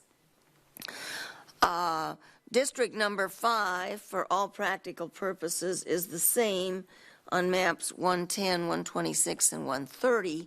It's a little bit different on 121. It gets it more compact. I don't like the fact on 121 that Leisure Village is split with just a little itty-bitty bit of it being out. I don't think that throws that little itty-bitty bit into a different community, and they're not part of that community. They are a very tightly knit, compact community. As far as District 1, some of them split it one way, and two of them split it one way, and two of them split it the other way. It doesn't really matter to me. I think that if I had my druthers, I think 110 would probably look better. But when you look at what's down there, the airport doesn't have any residents, so it really doesn't matter what district they're in. I mean, I think there are 8 registered voters in that whole district, so it doesn't matter where that goes. And I think the airport's going to stay the airport. It's not going to grow. And so which district it's put in is not really part of the conversation. But to me, the most important thing here is that we have 2 maps that have a low deviation in population balance, and one that is really quite high. It's almost 8%. And that's a big thing. That's 121. 121. Is there some other comments on 121 now? For that reason, would you suggest excluding 121 and 126 from further consideration? I would. Yeah, for the reasons you've articulated, I can support that. Does anyone else feel the same way? I do like those 2 maps, but that number is relatively high. Sean, do you have something you'd like to say? I know you're grabbing the microphone there. Yeah, no, I'm thinking about what I'm going to say. Yeah, I don't disagree with excluding 121. I'm not happy about the population deviance of 126 either, and I'm trying to see, because the difference is really between districts 2 and 3. I'm looking to see if there's a different way you can cut that line without necessarily cutting into these communities here, and I don't quite see it. So unless you were to change around 2 and 3 and possibly 1 and do some sort of shifting to get the population deviance down, I don't know how would that be achieved. Okay, I agree with that. So let's do this. Let's scratch 121 and 126 from consideration. So that leads us down to map 110 and 130.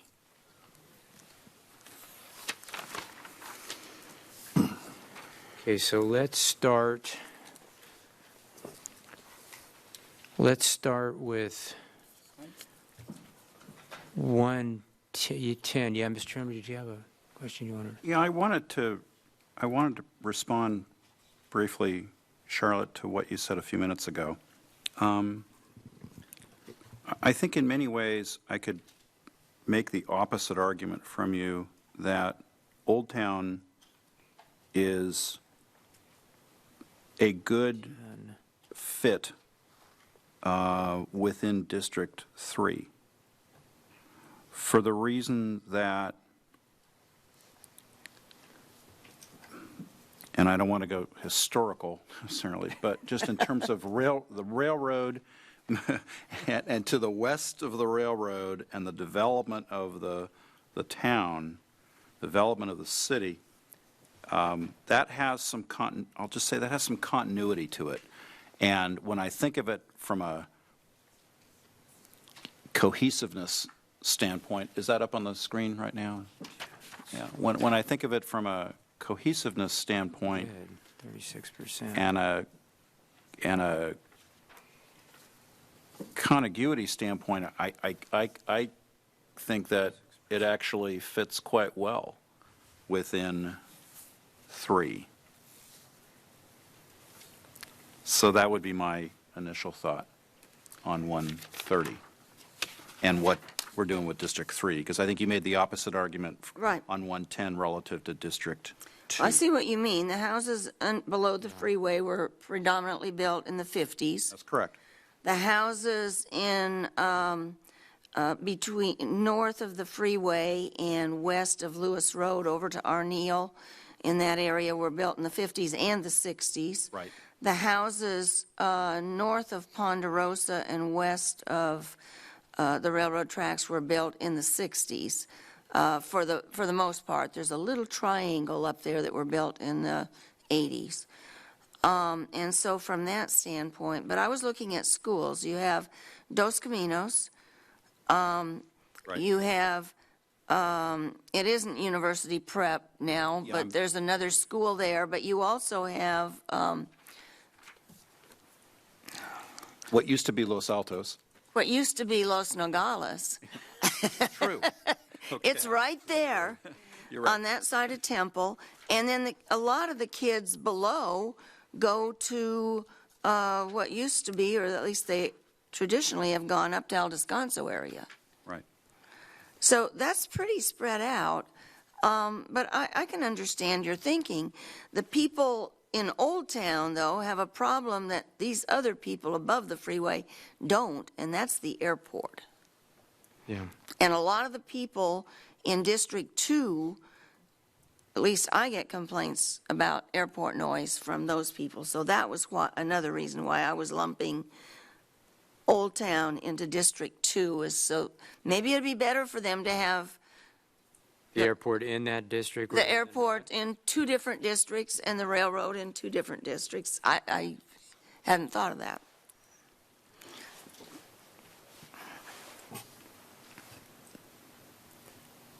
If I can make one comment on the on the topic of the airport, when discussing in the context of the airport, I actually like map 130 only because I too have received complaints from people living in District 2 about air traffic. Yeah. I've had complaints from people in District 3 about the airport, and then the actual airport is in District 1 in map 130. And so, With no population. albeit with no population, but what I actually kind of like is when it comes to the airport, in a way, the issues and the airport itself are represented by 3 different council members. Is this going to mean that the person in that district serves on the airport authority? It just might. It just might. It just might. Susan's district. Yes, it just might. Well, we want to share that, too.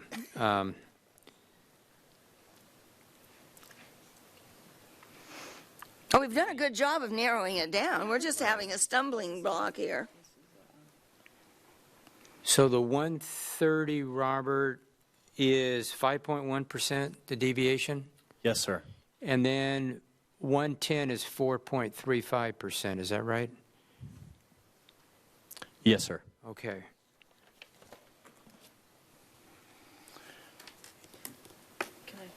And, okay, Susan yeah, has- Susan, do you want to? We can also look at, the whole idea of districting was to increase representation, so we can see what percent Hispanics under the citizen voting age population. So for that's the wrong numbers. For 110, District 3 gets up to 29%, and another district is 22%. In 130, we have one district at 31% and another one at 20%. So on 110, we look at the citizen voting age population. Right, is that- 29 and 22 were the 2 highest Latino. That's what I said, right? Okay. Isn't that what I said? I don't know. Yep, that's what you said. I wrote it down. Which, they're close. They're very close, so it's not going to, yeah. Yeah, that's a real push. I'm trying to find.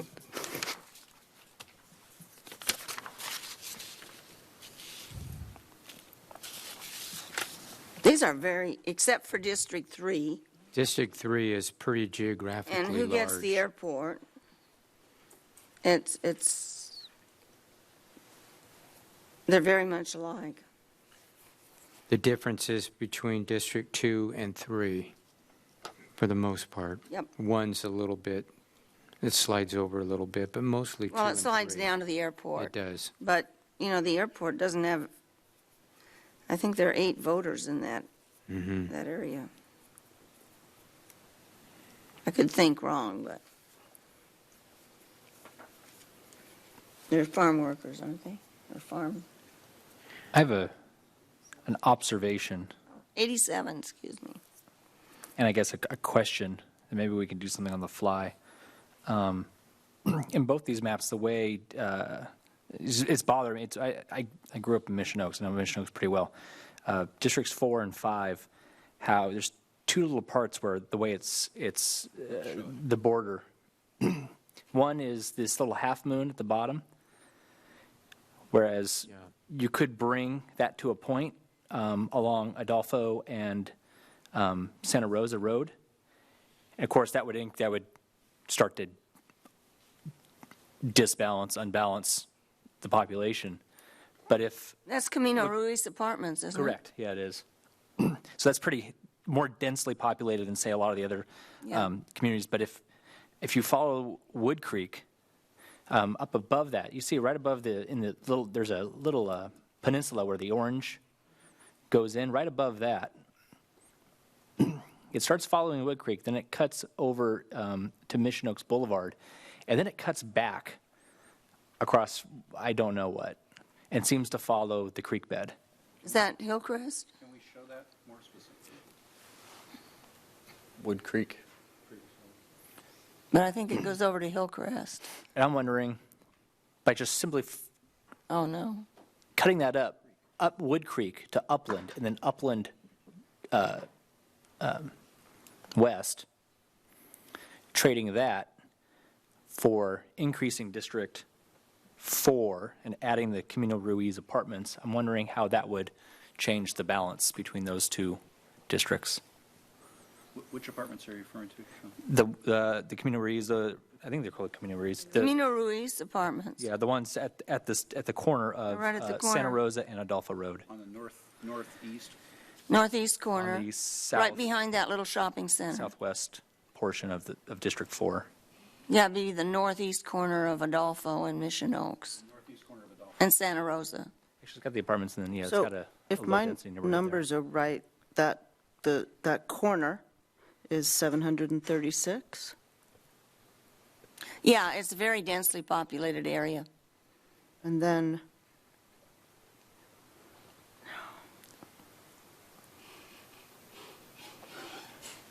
So it must have part of Fairfield in it, too. and then that block,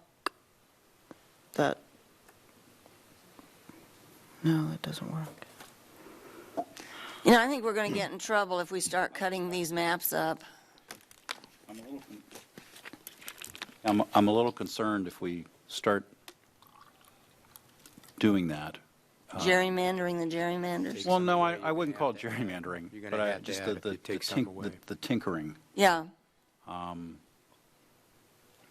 To me, it's you just make it cleaner. It's easier to Yeah, but you're going to follow. bring that little point out farther. Mhm.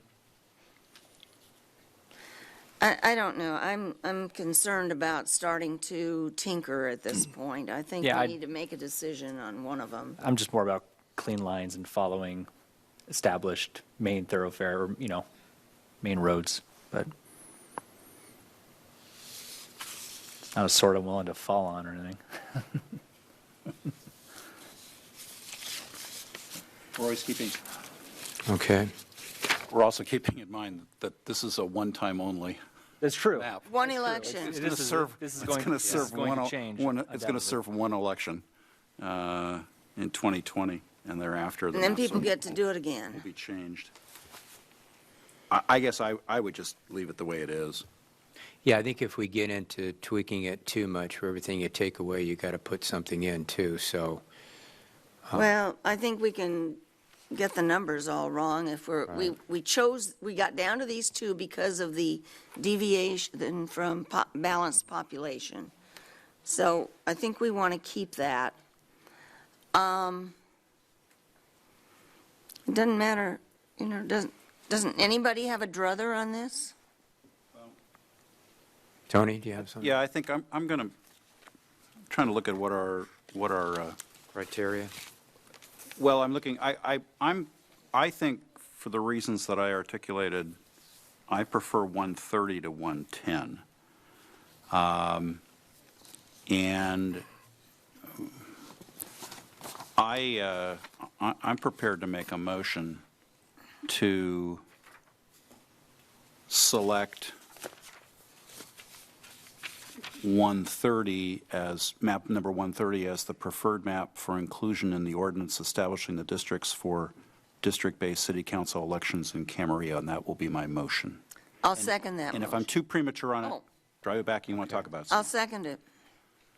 All right, there is a motion, there is a second. Any further discussion? Let me just add, I think what that does, it kind of identifies the lines here. I mean, one of the criteria that I had is can you explain it?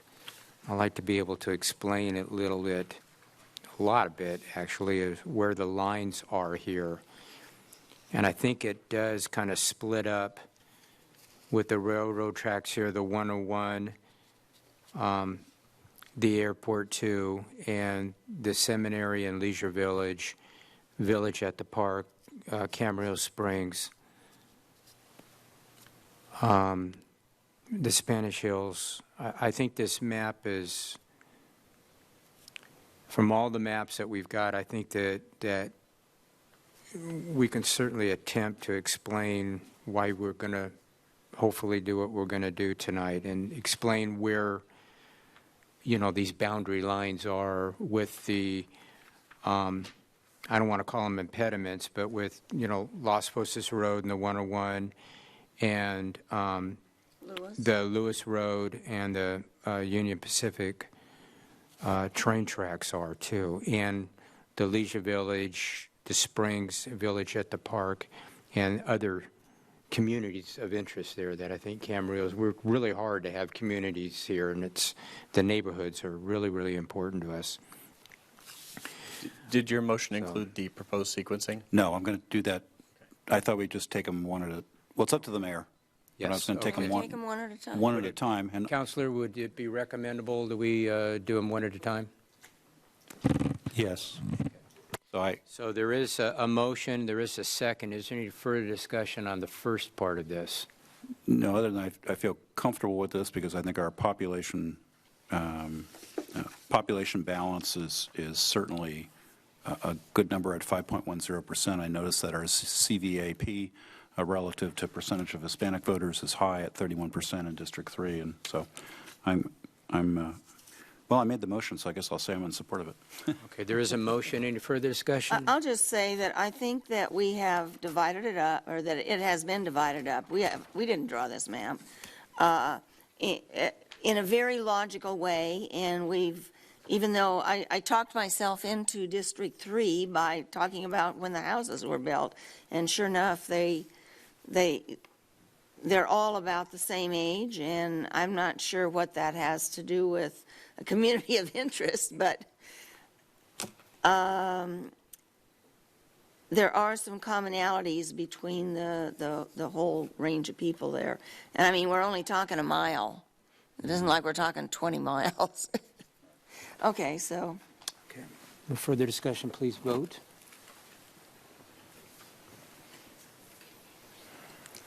That passes unanimously. Then can I? Yes. So that was going the on to the first. sequencing? Yes. Can I go ahead and make a motion on that? I would move that the determination of the sequencing of the 2 districts for election in 2020 and the 3 districts for election in 2022 be as follows: that pursuant to map number 130, in the 2 districts for election in 2020 will be District 3 and District 4. And in 2022, districts, I don't want to mess this up, 1, 2, and 5, respectively. I'll second that. That'd be my motion. Okay, there's a motion and a second. Any further discussion on that? Hearing none, please vote. That passes unanimously. So with that, I will request a reading of the title of the ordinance.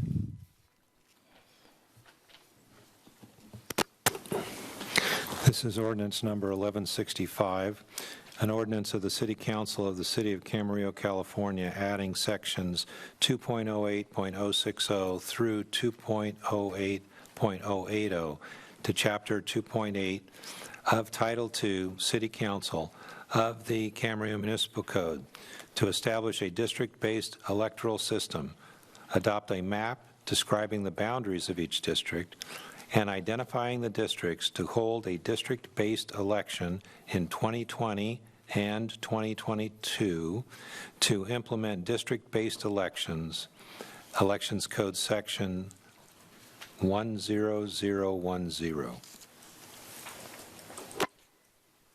Motion? I'll move to adopt that Is there a second, or we got to waive? It wouldn't be an adoption. and wait for, no, I was going to make him read the rest. Okay. No, but you'd be introducing the ordinance. It's not. Okay, to introduce. And waive further reading and introduce the ordinance. Is there a second? No. Second. All right. There's been a motion, there hasn't been a second on this. Any further discussion? Hearing none, please vote. Okay, that passes 5-0. Okay, thank you, everyone, for being here. Okay, so that gets us down to, I believe, we have a counselor closed session item yet, and I think a continue of the study session. Do we have Yes. one other item? Yes, we'll have a closed session and a study session. Yeah, the closed session is the one that I announced previously You with announced it regards to previously. Camarillo Ranch. Right. Yes. Okay, so with that, we will be in recess.